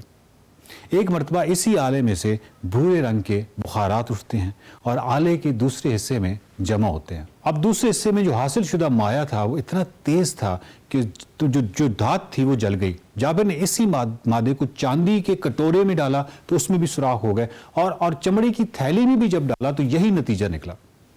جابر نے اپنی تجسس, سائنسدان آپ کو معلوم ہے کہ انتہائی متجسس ہوتا ہے, تو اپنی اس متجسسانہ کیفیت کی وجہ سے انہوں نے اس کو جب ہاتھ لگایا تو ان کی انگلی جل گئی. اب بنیادی طور پہ یہ کیا تھا؟ اس کو نام دیا گیا تیز آب. یہ وہی تیز آب ہے جس کو اب ہم روانی میں تیزاب کہتے ہیں. اس کے بعد اس کو مختلف دھاتوں پر آزمایا گیا اور مختلف تجربات اس کے حوالے سے جاری رکھے گئے. جابر بن حیان نے کرسٹلائزیشن کا طریقہ اور 3 مختلف قسم کی نمکیات دریافت کیے. لوہے کو زنگ سے کیسے بچانا ہے, لوہے پر وارنش کیسے کرنی ہے, چمڑے کو کیسے رنگنا ہے, یا خضاب بنانے کا جو طریقہ ہے وہ کیا ہے, یہ تمام کریڈٹ جو ہے یہ جابر بن حیان کو جاتا ہے. ناظرین, یہ وہ دور تھا جس میں ہر کوئی اس کوشش میں مصروف تھا یہ سستی دھاتیں یا معمولی دھاتیں ان کو کیسے سونے میں تبدیل کر دیا جائے.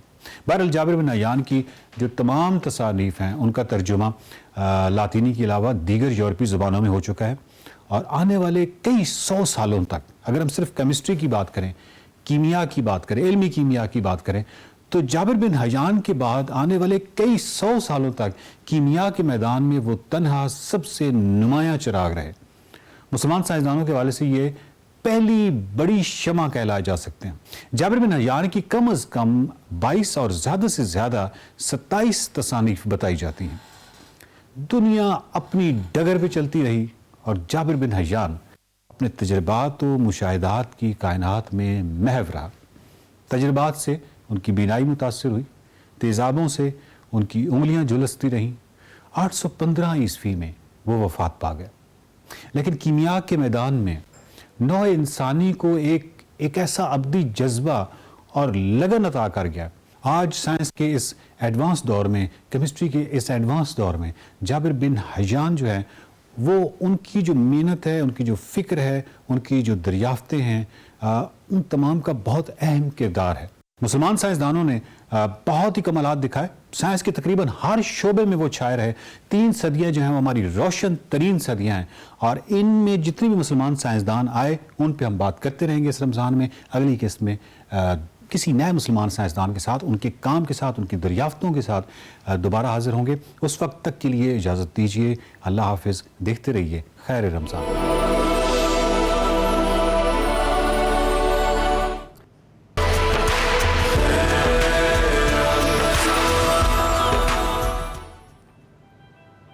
خیر رمضان میں ایک بار پھر خوش آمدید. سیر حاصل گفتگو کی ہم نے شکر گزاری پر, اور وقفے سے پہلے آپ نے ہمارا کچن سیگمنٹ بھی دیکھا. لیکن اب جب ہم ایک دوسرے گھنٹے میں ٹرانسمیشن کے آ گئے ہیں تو ایک نیا موضوع جس پر ہم بات کرتے ہیں. سب سے پہلے وسیع شاہ صاحب, ہمارے پلیٹ فارم کی طرف سے, خیر رمضان ٹرانسمیشن کی طرف سے, ہماری ٹیم کی طرف سے تعزیت آپ کی والدہ کا انتقال جو رمضان کے دوران ہوا ہے, اور اسی حوالے سے بھی آج کا موضوع ہے ہمارا ماں کی عظمت کے حوالے سے. آپ کیا کہنا چاہیں گے؟ میں ایک تو بڑی آپ کی اللہ تعالیٰ آپ کو اس کا اجر دے, اور اس سیٹ پہ اب جب کام کرتے تھے ایک دو بار وہ تشریف لائیں, اور یہ سارے دوست ہم یہیں ہوا کرتے تھے. اور ایک چیز میں نے محسوس کی کہ جب دوست کلمات کہتے ہیں تو ہر مرتبہ ایسے لگتا ہے کہ جیسے دکھتے ہوئے دل پہ کسی نے ایک تسلی کا ڈھارس کا ہاتھ رکھ دیا ہو. تو اللہ تعالیٰ ہر اس دوست کو اجر دے جس نے 2 محبت کے بول بولے, دعا کی, اور پھر اس کے بعد بڑھ کے کیسا یعنی کہ, اور سبھی یہ نہیں کہ ہم جو ٹیلی ویژن کی وجہ سے, اپنے کام کی وجہ سے لوگوں میں تھوڑا سا جانے جاتے ہیں, سب ایک دوسرے کے لیے یہی کرتے ہیں. جو کوئی اپنے پیاروں کے لیے, اپنے دوستوں کے لیے, اپنے عزیزداروں کے لیے حرم میں دعائیں کرتا ہے, کوئی مسجدوں میں دعائیں کرتا ہے. تو آپ کے توفیل میں آپ سے بھی اور تمام احباب کا بھی, پورے پاکستان کا, پوری دنیا میں جہاں جہاں سے دوست احباب نے پیغامات بھیجے, ان کے لیے پڑھا, اتنے قرآن پڑھے گئے, ان سب کا میں شکریہ ادا نہیں کر سکتا, میرے پاس لفظ نہیں ہے. ایک بات میں اس کے اوپر ایک ہی نظم آپ کی خدمت میں پیش کرنا چاہوں گا. باقی اب کیا کہوں, کہنے کو تو بہت کچھ ہے, مگر میں اس حوالے سے, اس لیے کہ وہ جو والدہ نے ہمیشہ یہی سکھایا ساری زندگی, بڑی کلیئرٹی کے ساتھ, یہ نہیں کہ یعنی کہ بغیر کہے, باقاعدہ کہہ کے بھی اور سختی کے ساتھ بھی یہ سکھایا کہ جو بھی خیر ہم تقسیم کر سکیں اپنے حصے کی وہ. تو مجھے لگا ایک بات بڑی اہم ہے جو کہ ان کے ذکر کہیں کہ طفیل ہی میں سمجھتا ہوں کہ رہ نہ جائے کہیں, اور کہ ذکر طفیل پہنچنی چاہیے. کاظمی صاحب کی جب بھی ہم گفتگو دیکھتے ہیں, ناجد صاحب کی, ان دونوں دوستوں کی خاص بات یہ ہے کہ آپ کو ان کے ہاں دین کا فہم جو ہے وہ عقل اور شعور کے ساتھ آپ کو نظر آتا ہے, اور وہ کہیں بھی عقل سے اور شعور سے ماورا اور لایانی گفتگو اور دلیلیں جو آپ کو نظر نہیں آتی ہیں. ابھی جو پہلے پارٹ میں ہم نے گفتگو کی اس کا ایک حصہ میں ضرور آپ اگر اجازت دیں, اور پھر میں والدہ کے اوپر ایک نظم آپ کو سنا دوں گا. وہی میرے اوورال جذبات بھی ہیں, وہی میرا ان کا تعلق بھی ہے سارے کا سارا. یہ جو ہم نے ابھی بات کی نا کنٹینٹمنٹ کی, اس کو ہمیں سمجھنا چاہیے شکر کے حوالے سے, یا اوورال بھی جو کنٹینٹمنٹ پیدا ہوتی ہے, جو فقیری پیدا ہوتی ہے, یا جو یہ جو ایک طمانیت پیدا ہوتی ہے کہ باری تعالیٰ ٹھیک ہے جو تو انہوں نے مجھے دے دیا بس یہ میرے لیے کافی ہے اور مجھے اس سے کوئی, اس کا قطعی یہ مطلب نہیں ہے کہ ترقی سے آپ نے گریز کرنا ہے, یا آپ نے صبح سے لے کر شام تک ایک کارآمد عضو جو ہے یا اپنا بھرپور کردار جو ہے سوسائٹی میں اپنے گھرانے کے لیے, اپنی شخصیت کے لیے ادا نہیں کرنا ہے. زہد کا مطلب قطعی جنگلوں میں نکل جانا نہیں ہے. زہد کا کمال یہ ہے, رہبانیت نہیں ہے. جی جی جی زہد کا کمال یہ ہے کہ آپ کے سامنے ان مٹیریل چیزوں کی یہ موجود ہوں مگر ان کی کوئی حیثیت نہ ہو, اور ان کی وجہ سے جو انسان کی زندگی میں تبدیلی آ سکتی ہے, بہتری آ سکتی ہے, اس کے لیے شب و روز آپ کام کر رہے ہیں. یہ ضرور ذہن میں رکھیے گا کہ نفس مطمئنہ کا مطلب جو ہے وہ صرف یہ ہے کہ بے چینی اس بات کی نہیں ہونی چاہیے کہ باری تعالیٰ کہ میں یہ کیوں نہیں کر پا رہا اور میں اور پیسہ جمع کروں گا, اور رات کو میں سو نہیں رہا ہوں اور میری اب 10 چیک بکس ہیں وہ 15 ہو جانی چاہیے, میرے 10 پلاٹس ہیں وہ 15 ہو جانے چاہیے, وہ پلازاز 10 ہو جانے چاہیے, اور یہاں ہاؤسنگ سوسائٹی کاٹوں گا, آج یہ کروں گا. یہ جو 24 گھنٹے کی جو بے چینی ہے اس سے گریز ہے. لیکن اگر اسی کو آپ اس کے اندر کر دیتے ہیں کہ میں اگر یہ کام کروں گا اور اس سے لوگوں میں خیر تقسیم ہوگی, میں ایک فیکٹری لگاؤں گا اور مجھے لگانی چاہیے. عقائد دو جہاں سرکار دو عالم صلی اللہ علیہ وسلم کی ایک حدیث کا مفہوم ہے, احمد جاوید صاحب سے میں نے حدیث سنی, کچھ نیکیاں ایسی ہیں جو صرف عمرہ ہی کر سکتے ہیں. میں ایک فیکٹری اس لیے لگاؤں گا کہ اس میں 2000 لوگوں کو روزگار ملے گا, عبادت میں تبدیل ہو جائے گی وہ بات. عقائد دو جہاں سرکار دو عالم صلی اللہ علیہ وسلم نے ارشاد فرمایا کہ تمہیں اگر یقین ہو جائے کہ صبح تمہاری موت واقع ہو جائے گی تو بھی وہ کھجور کا پودا جو تم لگا رہے ہو وہ ضرور لگاؤ. اتنا باعمل مسلمان آپ کو رہنا ہے, انسان رہنا ہے آخری سانس تک. تو نفس مطمئنہ کا مطلب جو ہے وہ بغیر بے عمل ہونا نہیں ہے. یہ سمجھنے والی بات ہے ہمارے لیے بھی, نوجوانوں کے لیے بھی. فقیری کا مطلب یہ نہیں ہے کہ آپ نے کچھ کرنا نہیں ہے. فقیری کا مطلب یہ ہے کہ دنیا میں ایسے رہو کہ دنیا تم میں نہ رہے. یہ ایک سمجھ, تو ایک بیلنس جو ہے وہ آپ نے کریٹ کرنا ہے, بھرپور کردار ادا کرنا ہے, کاروبار کرنا ہے, ترقی کرنی ہے, سب کچھ کرنا ہے, مگر یہ نہیں سوچنا کہ ہاں یہ جو ہے یہ انسان کی عظمت پہ, انسان کی ڈگنیٹی پہ, جو لوگ میرے ساتھ کام کرتے ہیں ان کی رسپیکٹ پہ یا ان کے حقوق کے اوپر یہ حاوی ہو جائے. یہ نہیں ہونا چاہیے. میں جو کچھ کر رہا ہوں اس سے خلق کو کوئی فائدہ ہو جائے, خلقوں کو فائدہ ہو جائے گا تو میرا خالق راضی ہو جائے گا. تو ایک باعمل مسلمان جو ہے وہ بیک وقت فقیر بھی ہوتا ہے اور سرمایہ دار بھی ہوتا ہے, وہ ایک سادہ آدمی بھی ہوتا ہے اور بادشاہ بھی ہوتا ہے. یہ جو میرا جو فہم ہے, تو یہ ہو گئی بات. اب اگر وقت ہوگا تو میں آپ کو نظم سنا. نہیں آپ بالکل صحیح, ہم اسی کی انتظار میں پیش کرتا ہوں. دیکھیے میں تقریباً 16-17 برس کا تھا اس وقت میں نے یہ نظم ان کے لیے لکھی تھی اور اللہ نے عطا کی, اور یہی میرے ایگزیکٹ جذبات تھے. آپ سمجھیے کہ یہ ٹوٹل ہمارا میرا ان کا تعلق تھا اور وہ نظم کی شکل میں جو ہے وہ آ گیا. ایک چیز میں ضرور کہوں گا کہ اب میں جب 51-52 سال کے قریب آگے پیچھے پہنچا ہوں تو مجھے لگتا ہے کہ یہ نظم جو ہے یہ میری ماں کو بھی ٹریبیوٹ ہے اور یہ انسان کو بھی اور عورت ذات کو بھی ٹریبیوٹ ہے, یہ مدر ہڈ کو بھی ٹریبیوٹ ہے, یہ ہر ماں کو ٹریبیوٹ ہے. یہ کامیابیاں عزت یہ نام تم سے ہے, یہ کامیابیاں عزت یہ نام تم سے ہے, اے میری ماں میرا سارا مقام تم سے ہے. شکریہ. یہ کامیابیاں عزت یہ نام تم سے ہے, اے میری ماں میرا سارا مقام تم سے ہے.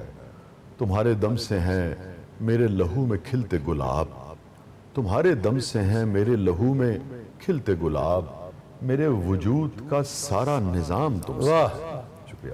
تمہارے دم سے ہیں میرے لہو میں کھلتے گلاب, میرے وجود کا سارا نظام تم سے ہے.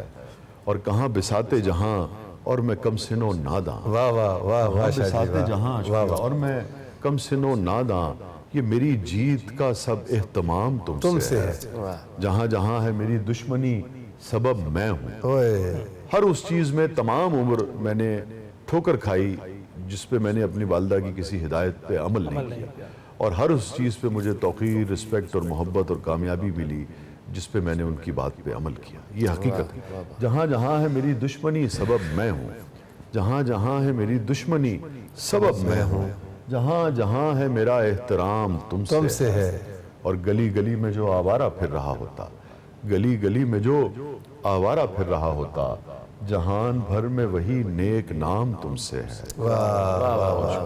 اے میری گلی گلی میں جو آوارہ پھر رہا ہوتا، جہان بھر میں وہی نیک نام تم سے ہے۔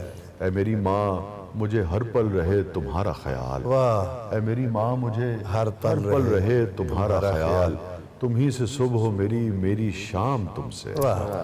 یہ کامیابیاں، عزت، یہ نام تم سے ہے۔ اے میری ماں میرا سارا مقام تم سے ہے۔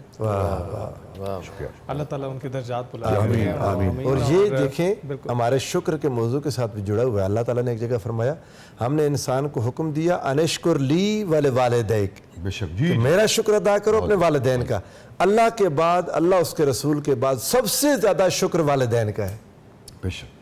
اور اللہ اس کے رسول کے بعد سب سے زیادہ احسانات بھی ہم پر ہمارے ماں باپ کے۔ آپ کے پاس وقت ہے تھوڑا سا؟ جی جی جی جی۔ میں آپ کو ایک بڑی انٹرسٹنگ بات بتاؤں، یہ یعنی کہ لٹریچر کے، ہسٹری کے، فلسفے کے، نفسیات کے طالب علم کی حیثیت سے ہمارا کام ہے، ہمارا فرض ہے، ہمارا پروفیشن تو کہنا عجیب سی بات ہے، مگر شوق ہے پڑھنا۔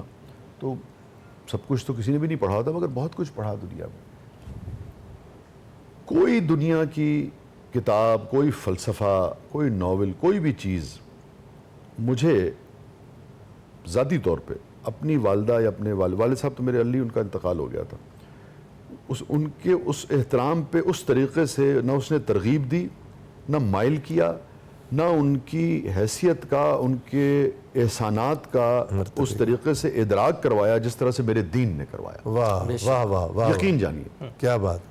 کوئی یعنی کہ اس کے 10% بھی دنیا کے تمام علوم جو ہیں اخلاقیات کے وہ اس طرف نہیں آتے۔ وہ تو کہتے ہیں 16 سال کے بعد تیری اپنی زندگی، انہوں نے اپنی زندگی، وہ تو ایسی ایسی بہودہ باتیں کرتے ہیں کہ میں وہ بیان بھی نہیں کر سکتا۔ دین کیا کہتا ہے، میں نے کہاں سے سیکھا؟ مجھے بعض اوقات لوگ پوچھتے ہیں، آقائے دو جہاں سرکار دو عالم صلی اللہ علیہ وسلم، آقا کی سیرت سے سیکھا۔ آقا نے فرمایا، آپ ذرا تصور کیجئے کہ نبی کی اور آقائے دو جہاں سرکار دو عالم صلی اللہ علیہ وسلم کی نماز ہو۔ کس کی نماز؟ آپ نے فرمایا میں نماز پڑھ رہا ہوتا اور میری والدہ حیات ہوتی اور مجھے آواز دیتی کہ محمد، تو میں نیت توڑتا اور میں کہتا جی۔ کیا تو مجھے میرا اور میری والدہ کا جو تعلق تھا، ایک تو میں ابھی کاظم صاحب سے بات کر رہا تھا، ایک تو نیچرل جو کسی کا بھی ہوتا ہے، سب کا ہوتا ہے، اس کے بعد جتنا بھی میں ان کی احترام کی جتنی بھی چیزیں جو میں سمجھتا ہوں، وہ تمام کی تمام جو تھیں وہ دینی فلسفے کی وجہ سے پیدا ہوں۔ بیکاز یہ کسی نے مجھے نہیں سکھایا کہ اچھا یار یہ ہے احترام کا طریقہ، کہ آپ کا فلسفہ یہ ہے، آپ کا ماننا یہ ہے کہ کائنات جن کے لیے تخلیق ہوئی ہے وہ ہستی یہ کہہ رہے ہیں کہ میری ماں اگر حیات ہوتی، میں نماز، وہ جو خدا کے لیے بنیادی ارکان میں سے ایک ہے، آپ دیکھیے نا نماز، وہ نماز نبی کی نماز وہ میں ادا کر رہا ہوتا اور میری ماں آواز دیتی اور میں اس کو توڑتا اور میں کہتا جی ماں۔ تصور کیجئے کہ کیا مقام ہے جو آقائے دو جہاں سرکار دو عالم صلی اللہ علیہ وسلم نے اور دین نے اس ہستی کا متعین کیا ہے جس کو ماں کہتے ہیں۔ فہد صاحب آپ کچھ شیئر کرنا چاہیں؟ میں شاہ صاحب کی بات کو ایک لیول پہ بس ایکسٹینڈ ہی کرنا چاہتا ہوں۔ مجھے اکثر یہاں پہ ہم نے بات بھی کی ہے، انفیکٹ پروفٹ صلی اللہ علیہ وآلہ وسلم کا بی بی آمنہ سلام اللہ علیہ کے ساتھ تعلق، آپ ان کی گریو پہ بھی حاضر ہوئے، بڑا رقت آمیز وہ موجود ہے روایات کے اندر۔ لیکن جس ماں نے آپ کو ریز کیا تھا، حضرت علی المرتضیٰ کی والدہ تھیں بی بی فاطمہ بنت اسد، سیدنا فاروق اعظم رضی اللہ تعالیٰ عنہ اس کو روایت کرتے ہیں، جب آپ نے اپنی اس ماں کا جنازہ پڑھایا تو آپ علیہ الصلوۃ والسلام نے جنازے میں 70 تکبیریں پڑھی، اپنی قمیض مبارک بطور کفن عنایت فرمائی، اس قبر کے اندر لیٹے، فرمانے لگے اے قبر کھل جا، یہاں پر میری ماں تشریف لا رہی ہیں۔ جناب فاروق اعظم نے پوچھا یا رسول اللہ صلی اللہ علیہ وآلہ وسلم، آج آپ نے 70 تکبیریں پڑھ دی ہیں اس جنازے میں؟ سرکار دو عالم صلی اللہ علیہ وسلم نے فرمایا اے عمر، میری ماں کے بعد میری ماں تھی۔ واہ واہ، یہ آپ کو واقعی ریلیجس فلسفی اور خاص طور پہ اسلام کے علاوہ پیرنٹس کی یہ جو سینٹریلٹی ہے وہ کہیں نہیں ملے گی. اور شاہ صاحب کی والدہ تو مائیں یونیورسل ہوتی ہیں اصل میں نا, مائیں سانجھی ہوتی ہیں. تو جب بھی میں کسی دوست سے تعزیت کرتا ہوں, شاہ صاحب سے بھی تعزیت کرتا ہوں, اللہ تعالیٰ ماں جی کے درجات کو بلند کرے, بی بی سیدہ کائنات کی ان کو غلامی دنیا عقبہ میں نصیب ہو. تو میں I lost my mother also some 6-7 years ago, تو وہ زخم ہرا ہو جاتا ہے آپ کا بھی نا, کیونکہ ماں ایک یونیورسل ہے. میں جب آنٹی کی باتیں سن رہا تھا مجھے اپنی ماں بھی یاد آ رہی تھی کہ وہ میری ماں نے کس طرح سے مجھے ریز کیا. اگر آج میں 2 لفظ بول سکتا ہوں, ان کے پیچھے ان کی کتنی ریاضت تھی, کس طرح سے بچپن میں ہوم ورک کرایا, وہ کیا محنت تھی. اور we belong to a traditional family. یہ حضرت میرا حسین زنجانی رحمۃ اللہ علیہ جو داتا صاحب کے پیر بھائی تھے ان کی فیملی میں سے تھیں. تو پہلی خاتون تھیں جو پنجاب یونیورسٹی میں جنہوں نے 1969 میں ماسٹرز کیا تھا. She was the first woman, کیونکہ اس وقت سادات میں بڑی ایک وہ جس طرح ہمارا ایک ٹپیکل سا ایک ٹریڈیشنل ماحول تھا, مردوں اور عورتوں میں ذرا تفریق ہوتی تھی. تو لیکن الحمدللہ اللہ نے ان کو یہ توفیق دی. میرے نانا کو یہ ویژن تھا کہ انہوں نے بیٹیوں کو بھی اسی طرح لے کے چلنا ہے. تو مجھے تو اپنی ماں کی میرا خیال ہے وہ جو انویسٹمنٹ ہے, میرے والد کا اللہ سایہ تا دیر مجھ پہ باقی رکھے, پیرنٹس کی جو انویسٹمنٹ ہے واقعی ہم تو ایک سانس کا بدلہ نہیں دے سکتے.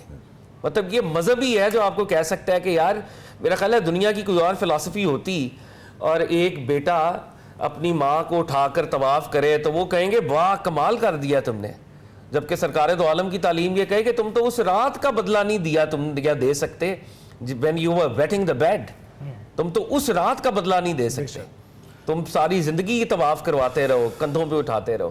بلکہ میں یہ قائم صاحب نے وہ کیا, وہ جو الفاظ بیان ہوئے ہیں مختلف احادیث میں وہ آپ کو جھنجھوڑ کے رکھ دیتے ہیں. فرمایا کہ اس موقع پہ اب یہ بیان فرمایا.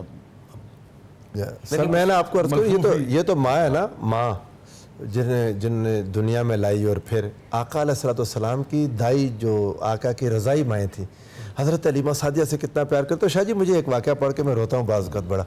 کسی نے کسی شخص کو کہا, کسی کو کہا وہ کالی ماں کے بیٹے, رسول اللہ اندر بیٹھ کے رونے لگ گیا. آقا نے فرمایا ایک میری ماں کالی تھی, یبن ام سودا کہا نا کسی کو, تو حضور نے فرمایا ام ایمن نے مجھے دودھ پلایا تھا, میری ماں تھی وہ کالی تھی. حضور رونے لگ پڑے, آقا علیہ السلام رونے لگ پڑے. تو یہ ماں کا تو دکھ کسی نے پوچھنا ہو تو سیدہ عالم سیدہ کائنات سے پوچھے, جب سیدہ خدیجۃ الکبریٰ انہیں چھوڑ کر دنیا سے پردہ فرما گئی. پھر حضور سیدہ کائنات جب رخصت ہوئیں, میں دونوں شاہ صاحبان کے درمیان ان سے تعزیت کرتا ہوں.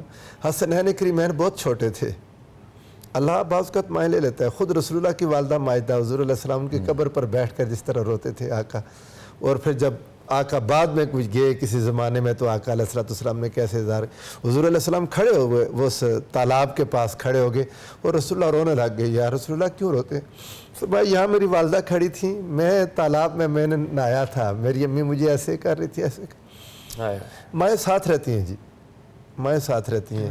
جو قائم صاحب فرما رہے تھے, وہ قائم صاحب نے جو کہ حوالہ دیا, مجھے لگا کہ یہ بھی نوجوانوں تک ضرور پہنچنی چاہیے. وہ پوچھا کہ یا رسول اللہ میں نے اپنے والدین کو, اور والدہ بھی اس میں شامل تھی, یہاں اپنے کاندھوں پہ وہ کر کے اور بیت اللہ کا طواف جو ہے, اب آپ ذرا تصور کیجیے اس زمانے کا موسم, اور وہ ساری جو چونکہ اس زمانے میں تو پتھریلا یہ سارا ہوا کرتا تھا نا, تو اور بلکہ اس میں یہ الفاظ ہیں کہ اپنا جلتے ہوئے پتھروں پر میں نے طواف کروایا. تو کیا میں نے ان کا حق ادا کر دیا؟ اس موقع پہ آقا دو جہاں سرکار دو عالم صلی اللہ علیہ وسلم نے ارشاد فرمایا کہ تیری ماں نے تیری پیدائش کے وقت جتنی تکالیف سہی تھی ان میں سے ایک کا بھی حق جو ہے وہ ادا نہیں ہوا. 9 مہینے رکھنا, پالنا, پرورش کرنا, تربیت کرنا. قرآن کہتا ہے نا جی, حملتہ امہ کرہن ووضعتہ کرہا وہنا علی وہن, قرآن پاک نے اس کو بیان کیا. بڑی تکلیف اٹھاتی ہے ماں, بہت تکلیف اٹھاتی ہے. فاضل صاحب جس طرح سے ذکر کر رہے تھے کہ کیسے ماں نے آپ کو پڑھایا اور آج جس مقام پر آپ بیٹھے ہیں, وسیع شاہ صاحب نے بھی اپنی نظم میں اسی بات کا تذکرہ کیا. تو یہ تو آپ لوگوں کی شخصیت کی ریفلیکشن میں نظر آتا ہے کہ ان کی کیا محنت تھی بے شک۔ آپ دونوں صاحبان کے. اور اس کے ساتھ ساتھ میں بھی یہ شیئر کرنا چاہوں کہ I have lost my mother in 2001. تو 24 سال بیت گئے ہیں. میرے لیے بھی بہت مشکل ہے یہ موضوع. تو بہت ہی چھوٹے ہو گیا. بہت چھوٹا تھا میں. تو میں اس بات کو بہت قریب سے سمجھتا ہوں کہ یہ کیسے کتنا فرق پڑتا ہے آپ کی زندگی میں. ایک سایہ شفقت جو ہے اس سے اگر آپ محروم ہو جائیں, اور دنیا کا سب سے محبوب رشتہ جو ہے. بے شک. میں تو سمجھتا ہوں جی آپ کی بات نا, میری والدہ ماجدہ میرے پاس اللہ تعالیٰ انہیں باقاعدہ یاد رکھے, ان کا سایہ ہمارے سروں پر ہے. میرے پاس لاہور آتی ہے نا تو 2-3 مہینے رہ کے پھر جب میں انہیں چھوڑ کے واپس ہری پور چھوڑ کے جب دوبارہ گھر آتا ہوں نا, مجھے گھر کاٹتا ہے. میری ماں گھر میں نہیں ہے. یہ میں درد محسوس کر سکتا ہوں صرف شاہ صاحب اب جب گھر میں جاتے ہوں گے تو والدہ گھر میں نہیں ہے. شاہ جی جب آپ گھر میں جاتے ہیں, ماں بڑی نعمت ہے جی. اللہ پاک اس کی قدر کی توفیق عطا فرمائے. پھر ایسی بد نصیبی ہو جاتی ہے بعض لوگوں سے. ایسا وہ ہے. آپ قاضی صاحب مکمل کر لیں, آپ نے سے پوچھا تھا. پھر میں ایک بات سے بڑی ذاتی نوعیت کی میں بات میں بہت کم شیئر کرتا ہوں, میری عادت نہیں ہے لیکن پلیز ڈو, مگر میں ضرور نہیں پلیز آپ شاہ صاحب ہم آپ کو سننے کے لیے واللہ آپ کے لیے ہم ایک پلیز آپ بنیاد طور پہ ایک ہی بے شک آپ بلکہ جو سینٹیمنٹ بتا رہے ہیں وہ ہمارے ہیں. یہ اس وقت بہت ہی خوش نصیب ہیں, ان کی والدہ حیات ہیں الحمدللہ. ہم اور آپ تو آدھے ادھورے رہ گئے یار.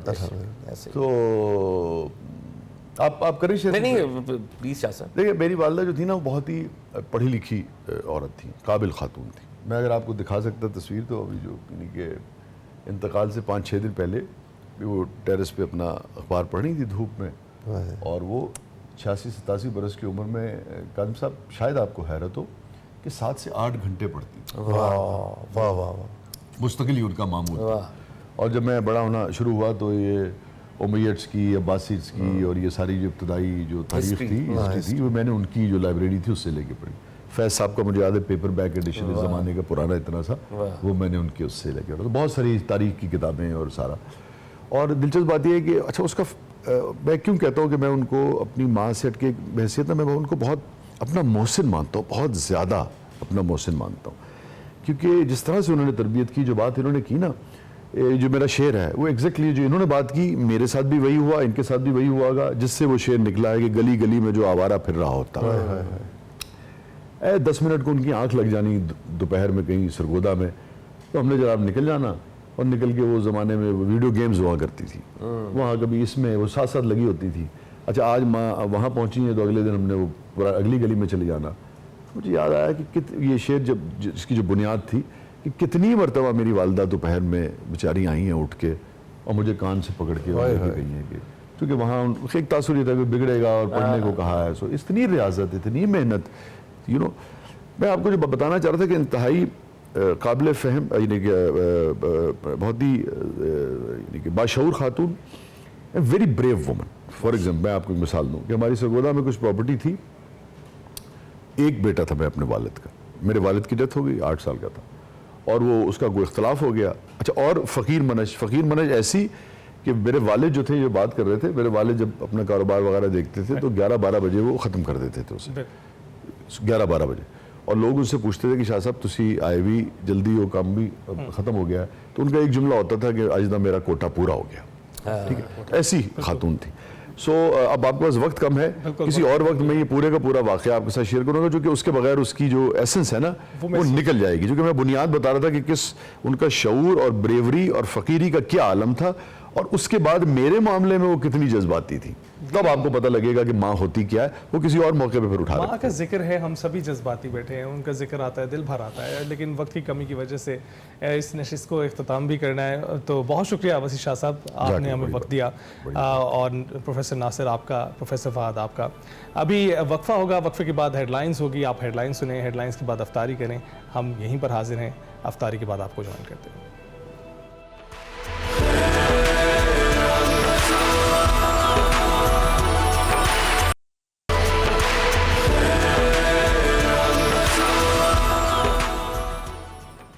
خیر رمضان میں ایک بار پھر خوش آمدید. اور پہلے آپ نے دیکھا ہی ہے ہم نے اپنے مختلف موضوعات پر بات چیت کی ہے, لیکن ابھی وقت آ گیا ہے کہ ایک ایسے مدعے پر بھی بات کر لیں جس پر کر تو سبھی رہے ہیں بات, پر اس کا کچھ ہو نہیں رہا ہے, کیونکہ T20 کی شکستوں کا ابھی زخم بھرا نہیں تھا اور پاکستانی ٹیم پھر سے ایک میچ, ون ڈے میچ بھی ہار گئی اور بدترین طریقے سے ہاری ہے. کیونکہ جب میچ شروع ہوا تو ہمیں لگا کہ مزاحمت جاری ہے, پاکستانی بلے باز پھر سے فارم میں آ گئے, لیکن ایک بار پھر انہوں نے ثابت کر دیا کہ کوئی بلے باز اس فارم میں نہیں ہے کہ وہ ہمیں میچ جتا سکے. پاکستان اور نیوزی لینڈ کے درمیان 3 میچوں پر مشتمل ون ڈے سیریز کے پہلے میچ میں نیوزی لینڈ نے پاکستان کو 73 رن سے شکست دی ہے, سیریز میں 1-0 کی برتری حاصل کر لی ہے, اور نیوزی لینڈ نے مقررہ 50 اوورز میں 9 وکٹوں کے نقصان پر 344 رنز بنائے, اور 344 رنز کے عوض صرف پاکستانی ٹیم 271 رنز ہی بنا سکی ہے. مارک چیپمین نے سینچری سکور کی, پاکستان کی جانب سے سب سے زیادہ رنز بابر اعظم نے بنائے, 83 گیندوں پر 78 رنز بنائے. دوسرے سب سے نمایاں بلے باز سلمان علی آغا رہے جنہوں نے 48 گیندوں پر 58 رن سکور کیے, جبکہ اگر بالرز کی بات کی جائے تو پاکستانی بالرز نے بڑی ناقص کارکردگی دکھائی ہے. میچ میں 21 وائڈز بال پھینکی ہیں, 13 لیگ بائز ہوئے ہیں, 2 نو بالز کی ہیں اور 7 بائز کے رن دیے ہیں. یہ ایک ون ڈے اننگز میں گرین شرٹس کی جانب سے تیسرے سب سے زیادہ ایکسٹرا سکور تھے. اور ایک بات آپ کو بتاتے چلے کہ ایک پاکستانی بلے باز نہیں سکور کیا ہے, لیکن نیوزی لینڈ کی طرف سے انہوں نے پلیئر جو نیوزی لینڈ کے پلیئرز ہیں ان پر بھی بات کرتے ہیں. عرفان ظہیر صاحب اس وقت ہمارے ساتھ سپورٹس کے تجزیہ کار موجود ہیں. عرفان صاحب بہت شکریہ ہمیں جوائن کرنے کے لیے. میں آخر میں اٹک اس لیے گیا کہ اتنا مٹیریل لیکن ہمیں دوسری ٹیم کے بارے میں, ان کی تعریف کے بارے میں بات کرنی پڑے گی, تو ہم اپنی ٹیم تک ہی محدود رہتے ہیں, کیونکہ نیوزی لینڈ تو بہترین کارکردگی دکھا رہے ہیں, ان کے بلے باز بھی چل رہے ہیں, ان کے بالرز بھی چل رہے ہیں. تو آپ بتائیے گا کہ اب کیوں ہارے ہم؟ دیکھیں بالکل آپ نے ٹھیک بات کہی کہ ان کی اے ٹیم آتی ہے, وہ ہمیں پاکستان میں آ کے ہماری ہوم کنڈیشن کے اندر ایسے کھیل کے جاتے ہیں جیسے ان کی ہوم کنڈیشن ہے. جب ہم ان کی کنڈیشن میں گئے تو ان کی بیچ سائڈ کہنا چاہیے, کیونکہ اے ٹیم ان کی جو مین پلیئر تھے وہ سب IPL کے اندر بزی ہیں, اور ابھی اس میچ کے اندر بھی 2-3 پلیئر ان کے جو ٹیم کا پرمننٹ ممبر ہوتے ہیں وہ نہیں ہیں, اور وہ آپ کے ساتھ بڑا ایزیلی میچ جیت جاتے ہیں. علی اگر ایشوز کے اوپر پہلے اگر بات کر لیں تو ایشوز بہت زیادہ ہیں. ایک سب سے بڑا ایشو جو مجھے لگتا ہے پاکستانی ٹیم کی ہار کی جو ریزن ہے وہ بالنگ ہے.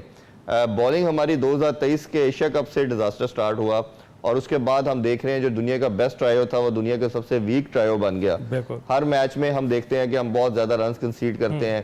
آج بھی ہم نے 50 پہ 3 آؤٹ کرنے کے بعد کوئی 150 کی پارٹنرشپ لگوا دی. پہلے 25 اووروں میں 125 رنز دیے, اس سے اگلے 25 اوور میں ہم نے کوئی 200 کے قریب رنز کنسیڈ کروا دیے. جو ڈیتھ اوور کے اندر بالنگ ہے وہ ہم بھول چکے ہیں. کوئی ایک ایسا بالر, ایک انڈیویجول آپ کو نہیں معلوم پڑتا کہ جو آپ کو لگے کہ یار یہ ٹیم کا مین بالر ہے اور یہ ٹیم کو سنبھالے گا, کوئی ایک بھی نہیں آپ کو نظر آ رہا. جو سب سے بڑا پرابلم مجھے بالنگ میں نظر آ رہا ہے وہ یہ ہے کہ ہمارا جو ویکل لنک بن رہا ہے, یہ جو ٹیم کمبینیشن کے ساتھ کھلا رہے ہیں اس میں 4 ریگولر بالر کے ساتھ جا رہے ہیں. آپ جتنی دنیا کی بیسٹ سائڈ دیکھ لیں, اگر انڈیا ابھی جیتا ریسنٹلی چیمپئن ٹرافی, ان کے پاس 6 ریگولر بالر تھے. اس کے بعد نیوزی لینڈ کی بات کریں, نیوزی لینڈ 6 ریگولر بالر کے ساتھ تھے, یعنی کہ 2-3 ایسے آل راؤنڈر ہوتے ہیں کہ جتنے اچھے وہ بیٹر ہوتے ہیں اتنے اچھے وہ بالر بھی ہوتے ہیں. تو ہمارا پرابلم یہ آ رہا ہے کہ ہم 4 بالر کے ساتھ جاتے ہیں. نیوزی لینڈ نے کیا کیا, انہوں نے 3 آؤٹ ہونے کے بعد تھوڑا سا نارمل کرکٹ کھیلی. They waited for the 5th bowler. ان کو پتا تھا پاکستان ایک بالر شارٹ ہے, انہوں نے سلمان علی آغا پہ چارج کیا اور اس کو 5 اووروں میں 67 کر دیا. پھر آپ کے پاس آپشن نہیں آئی, ہم نے اس سے پہلے کبھی عرفان خان نیازی کو بال کرتے ہوئے نہیں دیکھا, وہ 5 اوور کروانے آئے, انہوں نے 5 اووروں میں 52 رنز دیا, دو کہ انہوں نے 3 وکٹس بھی لی. بٹ وہ جو ایک ڈفرنس تھا 50-60 رنز کا, جو ایک نان ریگولر بالر سے آپ نے بالنگ کروا کے کریٹ کر دیا, وہی آپ کی ہار کی ریزن بنی. پھر بیٹنگ کی طرف اگر آئیں تو آپ کو ایک اچھا سٹارٹ, ریزنیبل اوپنر نے 70 کے آڈ کا سٹارٹ دیا, آپ اچھا جا رہے تھے. 249 پہ پاکستان کے 3 کھلاڑی آؤٹ تھے اور سلمان علی آغا, بابر اعظم کھیل رہے تھے. اس کے بعد ہمارا 22 رنز پہ 7 کھلاڑی آؤٹ ہو گئے. یہ اکثر ہم دیکھتے ہیں کہ ہر دوسری تیسری اننگز کے بعد ہماری بیٹنگ اسی طرح کولیپس کرتی ہے.